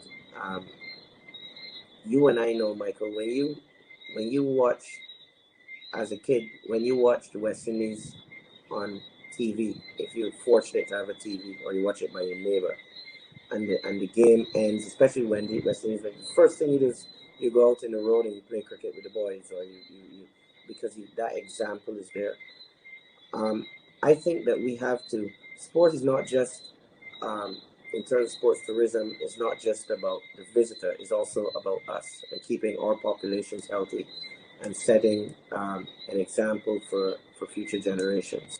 We have an opportunity now through sport, through leisure, because of our record, stellar record in most places in the Caribbean of managing the pandemic, to use sport and leisure as an add-on, as an adjunct, and as a catalyst, and indeed a great marketing vehicle to get people who would not normally come to the Caribbean to come to the Caribbean.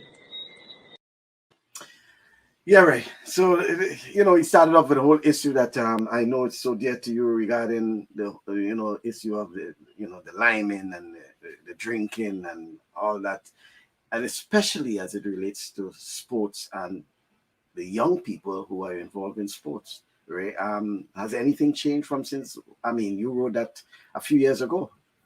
Have you seen anything Barry is change? correct that I am echoing his sentiment. I am very concerned and actually disturbed at the pattern of, if I may say, it says liming. So it's liming we're talking about. To me, it's a pattern of replacing recreation with alcohol. And I think you can't blame some of the young people because, without a doubt, the commercials are it's like Kentucky. I mean, it is irresistible for an innocent mind. I mean, it tells you that there is pleasure that you can't resist, rather than a boring going to the tennis court or going to the cricket field or going to the football field. I mean, I remember James Clarkson and Garvin Houston. So remember that. Garvin would be kicking balls and James Clarkson goes pick them up. Both of them on the field for 2 hours in Tantine. I'm not saying DC, I used to be in CSA. And when he comes to CSA, the late Byron Steele will tell him, James, man, you're a big man and you have this little boy kicking so many balls and you go and pick it up. Now, James was also, as you know, he was the commissioner of police at one point. He was an ambassador. So it shows you had a disciplined mind who was working with a young man who also depended on him for guidance. We're not seeing that again. I would say one thing to you, though, since the pandemic, more people are walking. I will tell you, our friend Lester Smith, when during the pandemic and we had 2 hour, 3 hour, 4 hour, 5 hour, 6 hours, I went to Tantine to spend that 2 hours and we would sit there. And in fact, there would have been 2 people that turned up by Leicester, 4 o'clock, 3 o'clock to do some exercise and so forth. This thing has blossomed into, I would think, I don't go upstairs by him again because it's too crowded. But there are as many, I would think, about 50, 60 persons. I would say 80% of them are ladies. Ladies, not just young people, but people of all ages. And they have been consistent. And then I live down in Cadiz. So the Bishop Highway is very active both morning and evening with mainly women again. So it seems like something is happening to men. On the beach, well, Michael, if you come, you would be the youngest because I'm older than you. Junior Murray used to come, but I think he tells me he's elsewhere now. But really and truly, he's right. And how we change that? I don't think we have enough people who are that committed to sports as we had Tyrone Sampat having, Dandarat, the lead Dandarat, Papitet, James Clarkson. They had, yes, I know it's a different era, but we had the Dauntless. We still have Queen's Park Rangers. But if you talk to Bumpy there, he will tell you that this is not the Queen's Park Rangers of Bascom era, and you're younger. It is completely different. People come to practice. I mean, by 5 o'clock, if you see 3, 4, you see a lot. By 6, when it starts to get dark, then you have the whole team. So I'm saying to you that we seem not to have leaders in sports that are committed as before. And, I noticed your debate with the West Indies team and the comment made by Sir Curtly Ambrose. I mean, anybody debate that certainly don't have a head that is working. I mean, there's certainly not going to be that unless God comes from heaven with a miracle. Because nobody is playing. I mean, nobody is playing. The St. Andrew Cricket League used to be the biggest league in Grenada, perhaps in the OECS, 40 teams.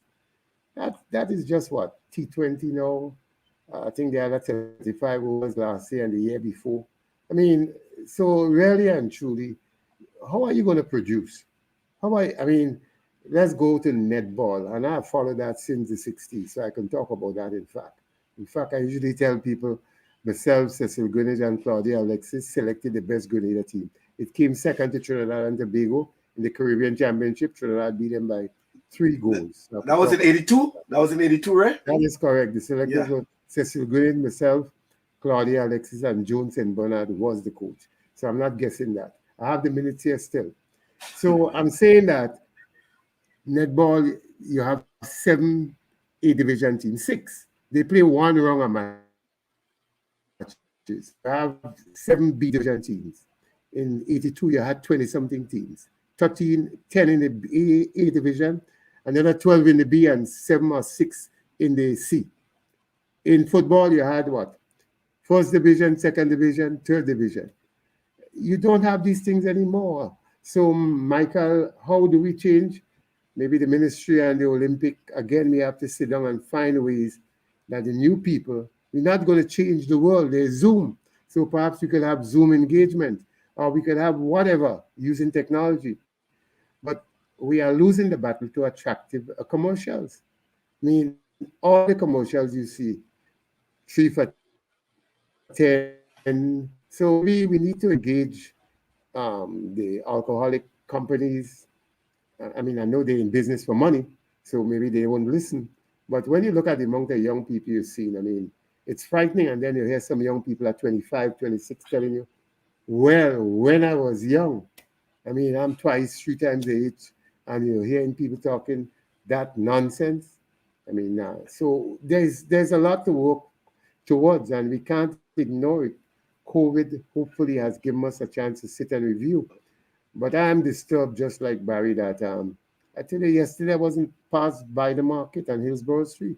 There were about 200 people, and each had a beer in, man and woman, more men though, had a beer in his or her hand. I'm not criticizing the beer, but it wasn't one, it wasn't two. And it was just entertainment. I mean, I went to Tantine, there were 4 people or 5 people in Tantine. Coach Joseph had about half a dozen, and Lester had some ladies upstairs exercising. Playing field void. I haven't seen a cricket practice in Tantine, the Lions, for the year. And these are 2 places I go nearly every day. I haven't seen anybody practice. No, let me take that back. In January, Junior Murray had a training session there. 4 players turned up. But in the morning, Junior has his academy training there. Just saying to you, I mean, where are the cricketers? This is the cricket season. Yes, there's COVID, but nobody's practicing anything. So we need to, I mean, and there are so many opportunities now. You don't even need to learn to bat again. You need to learn to whoop, and you make the T20 team and millions in your pocket. Yep. Ray, let me get Rudy Silva said you're right. We no longer have the sport habits of old days, and I think Margaret is saying here that I think with regard to sports, it has a lot to do with the breakdown of the club structure. Clubs are now clubs are now fundamentally teams. They meet to discuss and make arrangements for competitions. Steel bands, in many ways, have evolved into what clubs used to be. Steel bands have a wider program and activities for involving youth. And it's Margaret who was saying, but how is the concept of sports today any different from linemen on the block? Isn't it the same sit down, eat and drink? Where are the playgrounds that were once available and open to the public to just recreate oneself? Sports today is a spectator affair. But Margaret Ray is saying that they, in terms of the playground, it's there. It's just that the folks are not coming around, Ray. Mm-hmm. I mean, Margaret, in all honesty, I mean, if you come, guys, and you, not only my age, people who are in even the late 30s, we used to fix Monrouge. Saturday, you drove water on your head to fix the pitch. I know that's not existing anymore, but you have professionals cutting the field, people who are contracted by the government. And so the fields are generally in Grenada are in good condition. You go to Woburn, there's a team working in Woburn, paid. The lights are poor, but at least there are some people there. But you're not seeing the numbers. I mean, I'll tell you the truth. I have not seen anybody in the netball court in Ghana for the entire year. And I drive past there 3-4 times a day. The basketball court has a few people, but not the numbers as in Cyril Clark's days. In the lines, Mrs. Ross do some work there, and Cyril does some work there. Brian does a good job, but the playing field after 2 years is still not fixed. As Brian Benjamin does a very good job. In fact, he's planning a tournament there. In Springs, there's a, can't remember his name, he's a Philip also with Boodoo. They just had a tournament there. So I'm not saying there isn't, but Toro, there's certainly not. I don't think we could re-engineer the Toro era and the Clever Deputy era with Bruce Bain. But there's no reason why we shouldn't be seeing more groups being organized, coming to the beach and run. I mean, so many people with huge tummy. I mean, I find that is so absurd. I mean, I don't have a wife, but if I was a wife and I have a husband with that, I would certainly either divorce him or march him out of the house, unless he's sick. I mean, this thing is so horrible. Michael, if I have a huge belly, it's because I'm sick. I mean, I go look at my weight, and the minute time I see that I gone back on diet. I mean, it may sound crazy, but I am so sometimes wonder about men. I mean, so much of us look so abzucky, and we have to be fair with ourselves. So I am saying the Olympic Committee, the Ministry of Sports, we have to make it an agenda issue, because Listen, now I listen to sometimes I listen to talk shows, not very regular. We come down on the hospital, we beat up the hospital, we beat up the nurses, we beat up the doctors, we beat up everybody in health. And when you see those of us who beat it up, we 300 pounds. I mean, sometimes I ask these guys, aren't you ashamed to be going? You just reached 50, diabetes, high blood pressure, all the community, non-communicable diseases. And I mean, you should be. When my mother was sick, I went to the hospital, a room with 8 people. In that room, 6 people either lose a foot or two. And I older than all of them. And so I'm talking about people in their 40s and 50s. So it is a state, it is a national, well, I wouldn't say, yeah, it's a national issue. It's something that the state has to champion. It is perhaps as important as championing the economy, because the economy as it is will not be able to support so many of us who are sick, visiting the hospital.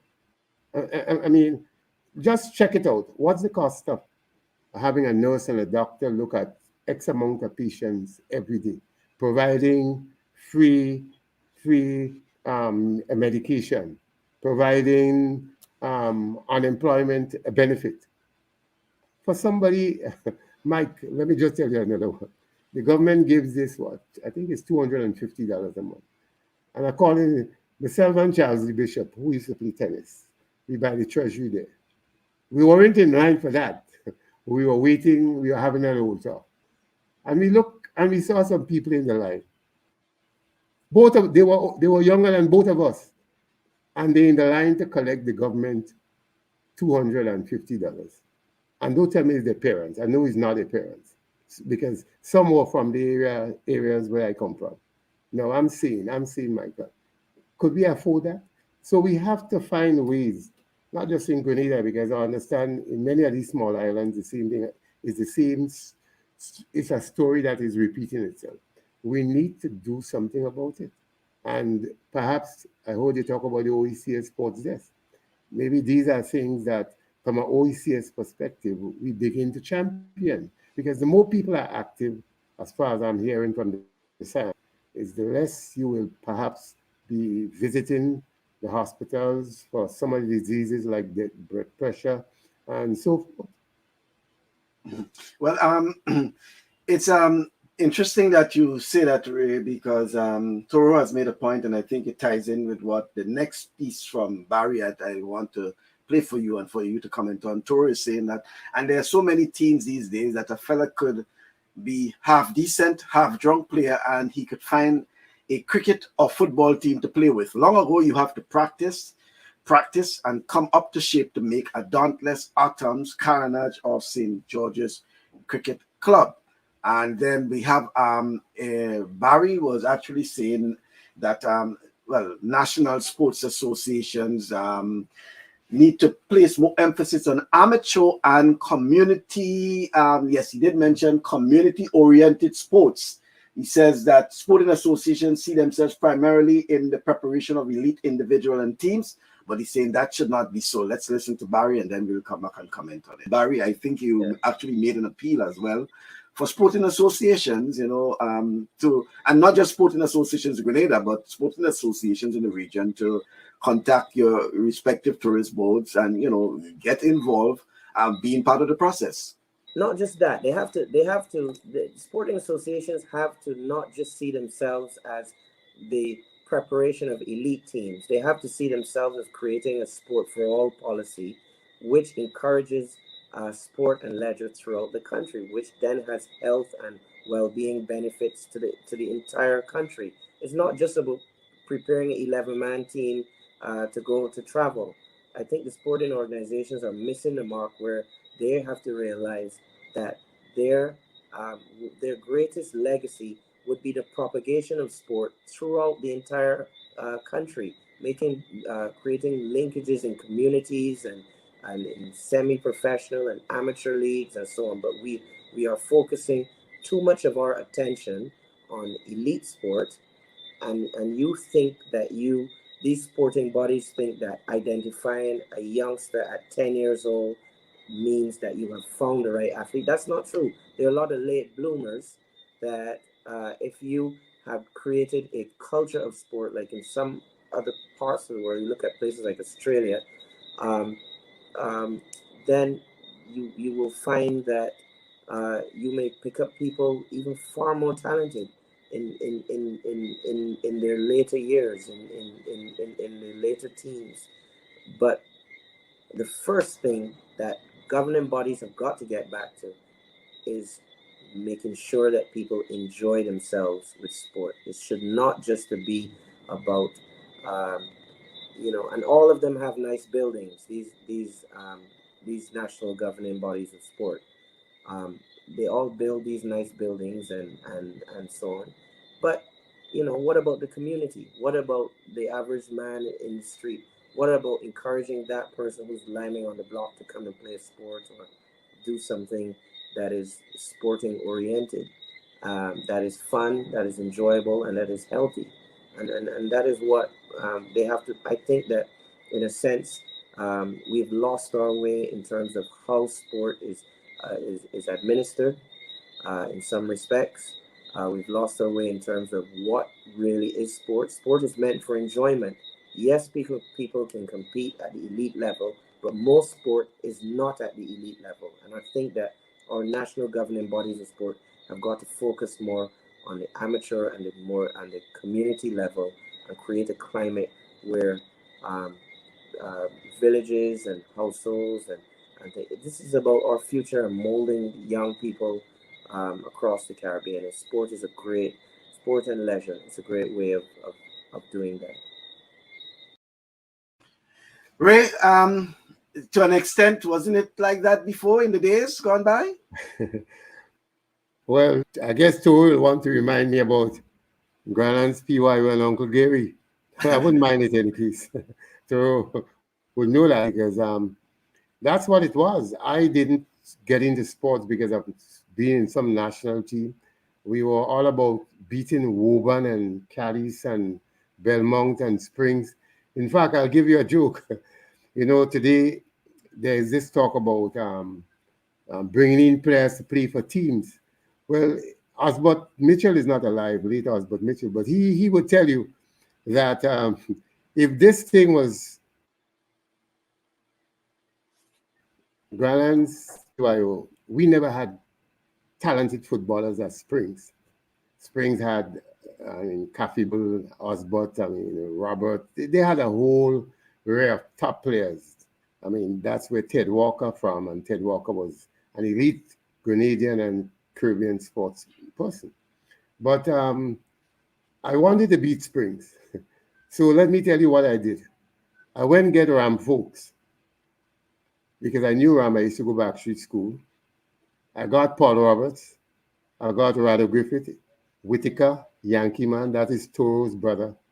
So when Springs came to play Grandlands that afternoon, I had two people from Trinidad. I'll try to tell you their name. One went on to play for Trinidad. He was a top player. When Springs arrived and they saw the Grandlands team, they said, these guys are not registered. I said, well, look, I'm the president of the league. I registered them. So that match, Osbert Mitchell will tell you, might have been his best match. Springs won the match 1-0.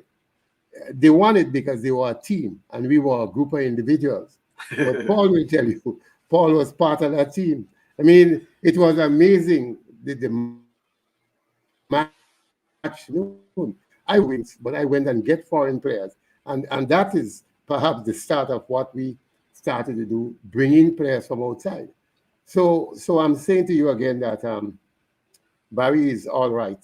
And I think the reason why we are where we are, in the Walter days and the Toro days and Cleveroy and all of those people who were 60s, 70s, the people who were in sports had an origin in sports. To me, the greatest contributor for sports in St. George's is Beer, Rupert Beer Williams. I think he's 85 now. He sits on top of that hill there overlooking Tantine, and he calls it Mount Zion. Now, Toro and Cleve will tell you, Rupert organized sports annually for years.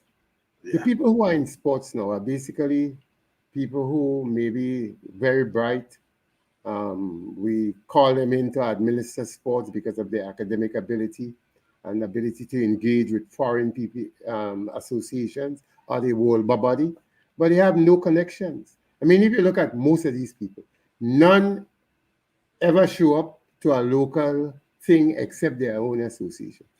I mean, that wasn't a Walter St. John or Roy St. John. I mean, or Margaret Dow. They were in every nook and cranny. They knew people everywhere and they went to help develop sports everywhere. I don't know of many administrators right now I see in Tanti, except when the West Indies will come here next week. I'll see everybody. Why? It's an international team. So we need to find administrators who are grounded, who have that an appreciation to do what Barry is saying. But if we continue like what we're doing now, I mean, I could talk about boxing. I heard it beat and boxing. Michael, I was secretary of the Boxing Association for 8 years. The best period, perhaps, we didn't wait. Well, in fact, we went to the Olympics. Bonnie Wilson went in 84. John Diabo was the president. He died, and we all miss him still. He was perhaps the best boxing president we had. Margaret knew him too because Margaret was around. She used to be in the radio station and tag around with me and others to witness these events. But you don't have that people anymore. What you have are people admire their academic ability and their ability to communicate and to write. But just one thing. I remember there was an OECS tournament in Tantin, and Bear wouldn't mind me saying that. Bear made a speech, and everybody thought it wasn't a speech for a regional tournament. So they said, look, we're going to replace Bear with whoever it is. They replaced Bear, and that volleyball went dead for about 5 years. The person that was not there for thing. Yes, they had academic, they had everything, but they weren't prepared to go to Soteres, take the car and come back. Bear used to pick me up here, bring me to St. Patrick's, I didn't have a car, and bring me back home to look at the game and to report on the game. And he used to pick up players all about the referees. We don't have that again. That has changed. So I think sports will suffer for a while unless the Ministry of Sports, Olympic Committee, heard you talk about the OECS, Keith Joseph around who had that passion, or Walter St. John or Roy St. John. To me, the people with that passion are not there anymore. What you have really are, as I tell you, people who are, I respect their academic ability and they have been doing a good job in communicating, bringing programs, but it's more than that. It's not elite athletes alone, as Barry quite rightly said. It is getting that person and that area to fall in love with sports. When I went to CSA, SAC, them say, break up, you can't walk. The first year I played, the only person two people I didn't beat, it was SAC and Dennis. So even with the disability, Charlie will tell you that he did lose. So I reached the semifinals, and I didn't come from Grants to beat anybody. I came from Grants because they say a tournament, and myself and Fly went to play. So Barry has all the right notes, but it's how to get the right notes to the right people at this time. Mm-hmm. Yeah, well, and Vida is saying, Ray, I agree with Toro. We got our start from community sports. We cannot forget Uncle Gary. Vida will remember that. I had to go and pick up in a special car. He was in charge of Woodlands. Really. And Toro is saying too that Bear didn't just organize Ray, he did everything. Got sponsors, made the fixtures, marked the field, put up the flags, and then on the day of the match he was a referee. That was important. And the first time I saw Clark Scott Rum was a youth going to St. David with a Carnage team to play fet matches. The big men drank Clark Scott after the game. We, the young boys, were given lime juice and fig and saltfish. And then just before we go, Ray, I think there was a question there. I think Harold was saying to you, I will have to pull it up, but he started off by saying, hi, Raymond Philip Roberts. I think he wants to greet you, but he wanted to know about the newly elected executive of the Grenada, as the Boxing Association of Grenada being overturned. What is your thought about it, Ray? Well, me and Davis Adams are very good friends. And Davis, I know you're listening. I still am going to make my donation to Spring School for the civic program. When you're getting old and you have so many things to do, you forget I was supposed to do it this week. So Davis, I'm coming for sure. My theory is that, look, that saga, as bad as it is, will benefit no one. I don't know that the people who are elected are people who are vindictive or have any malice towards anyone. I think there is a need for a sit down, and I want Davis to be the one because he is a wonderful gentleman. We have worked in the trade union, we have worked elsewhere. So I think that understanding must begin there because what you don't want, and Michael, you know that, if there is this Tagawade in court, the International Federation is going to suspend them. And I'm glad Vida is listening. They will go nowhere. Everybody will stay home. It will stay as long as perhaps, and you know the court system, Michael. Everybody know the court system, I know for Grenada, and maybe throughout the Caribbean. It's a tedious exercise. So for me, the way forward is to have an engagement, and there are people capable of this. I know Neil Roberts very well, not talkative fella as you would have seen. He never ventured into the media. I think Bonnie is my friend, and Bonnie is not for looking for glory. I could tell you that.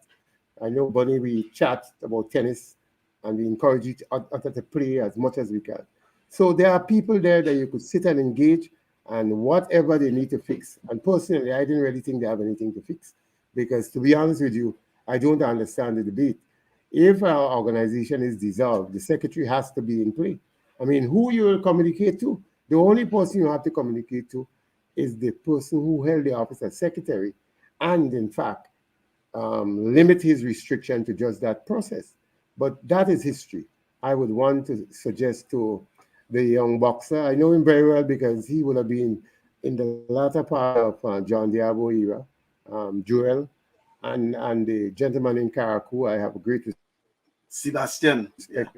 A wonderful job in Caracou. Still, I think behind the scenes, they need to find a way out.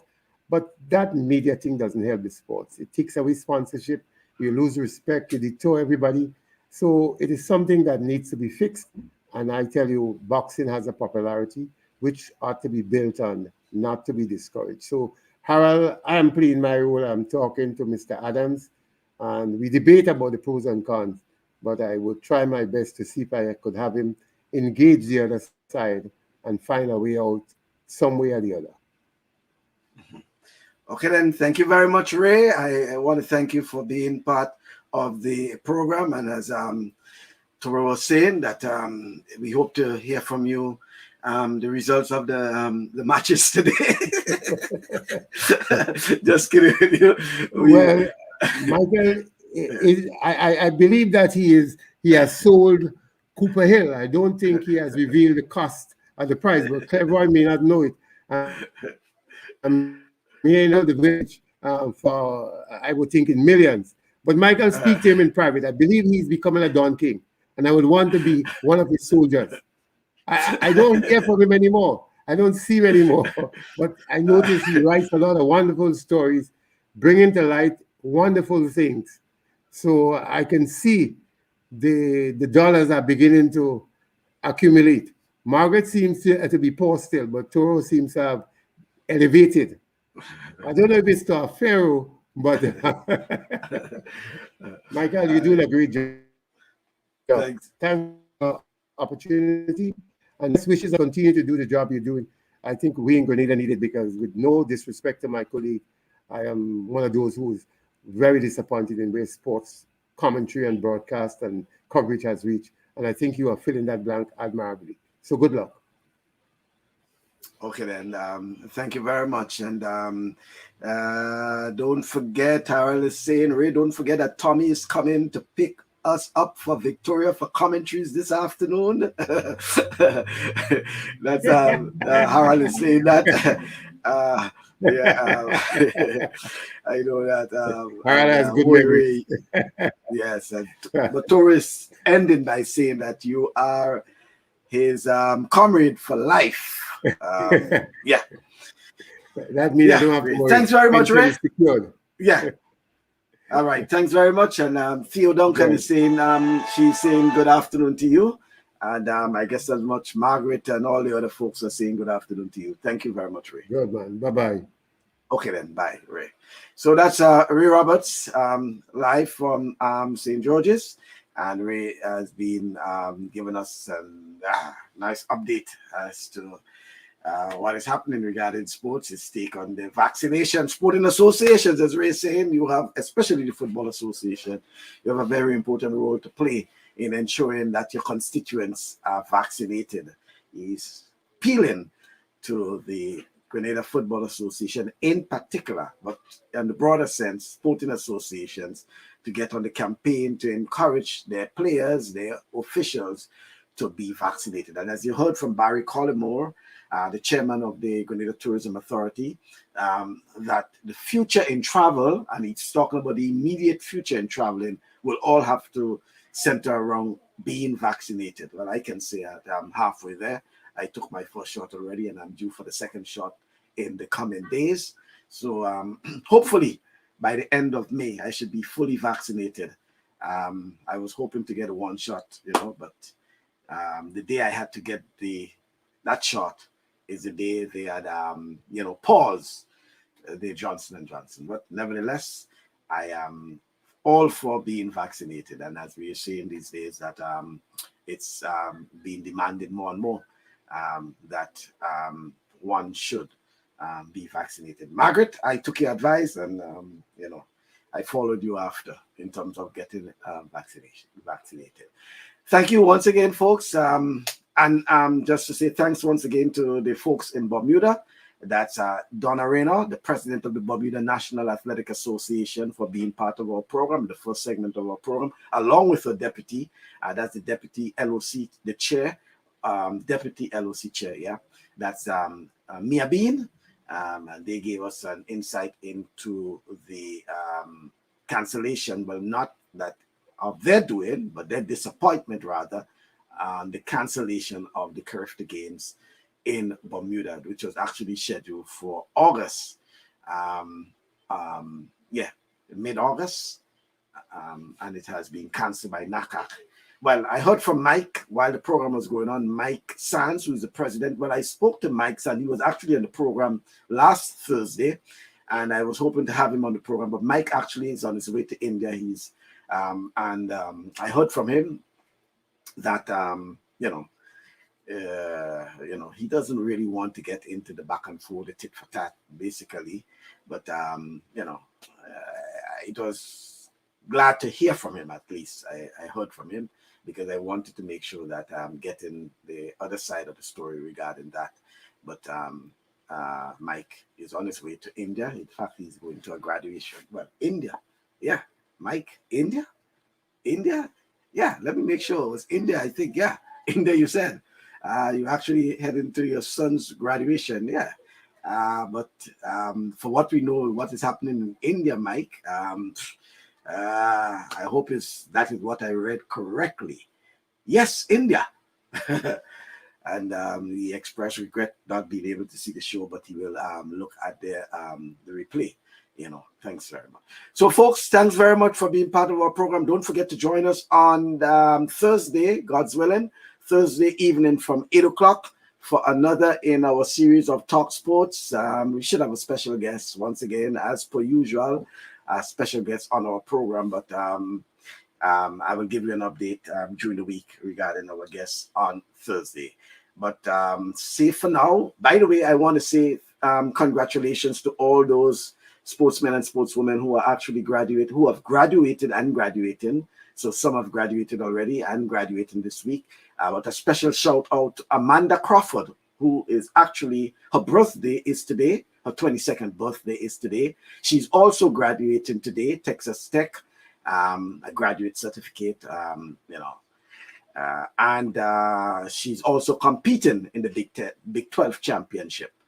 So a lot of track and field, by the way, today in North America. So we have a number of Grenadian athletes, well, Caribbean athletes, let me say, because we are listening throughout the Caribbean, but Grenada and other Caribbean athletes who are actually competing.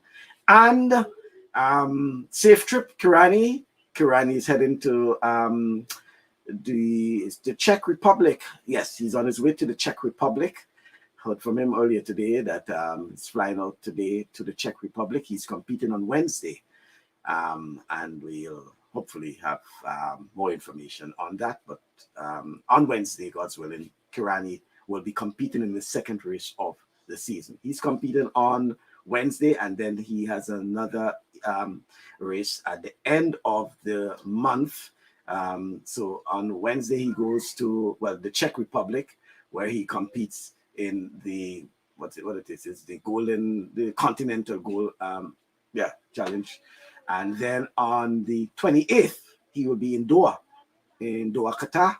Yeah, he'll be competing there as well. So good things in terms of track and field, and we look forward to hearing more about Kirani's exploits as he tries to rebound and gets back and focus on the Tokyo Olympics. That's the next big thing. Yeah, the Tokyo Olympics, the next big thing. So thank you once again, folks, and see you on Thursday, God's willing, from 8 o'clock in the evening. Until then, do enjoy the weekend.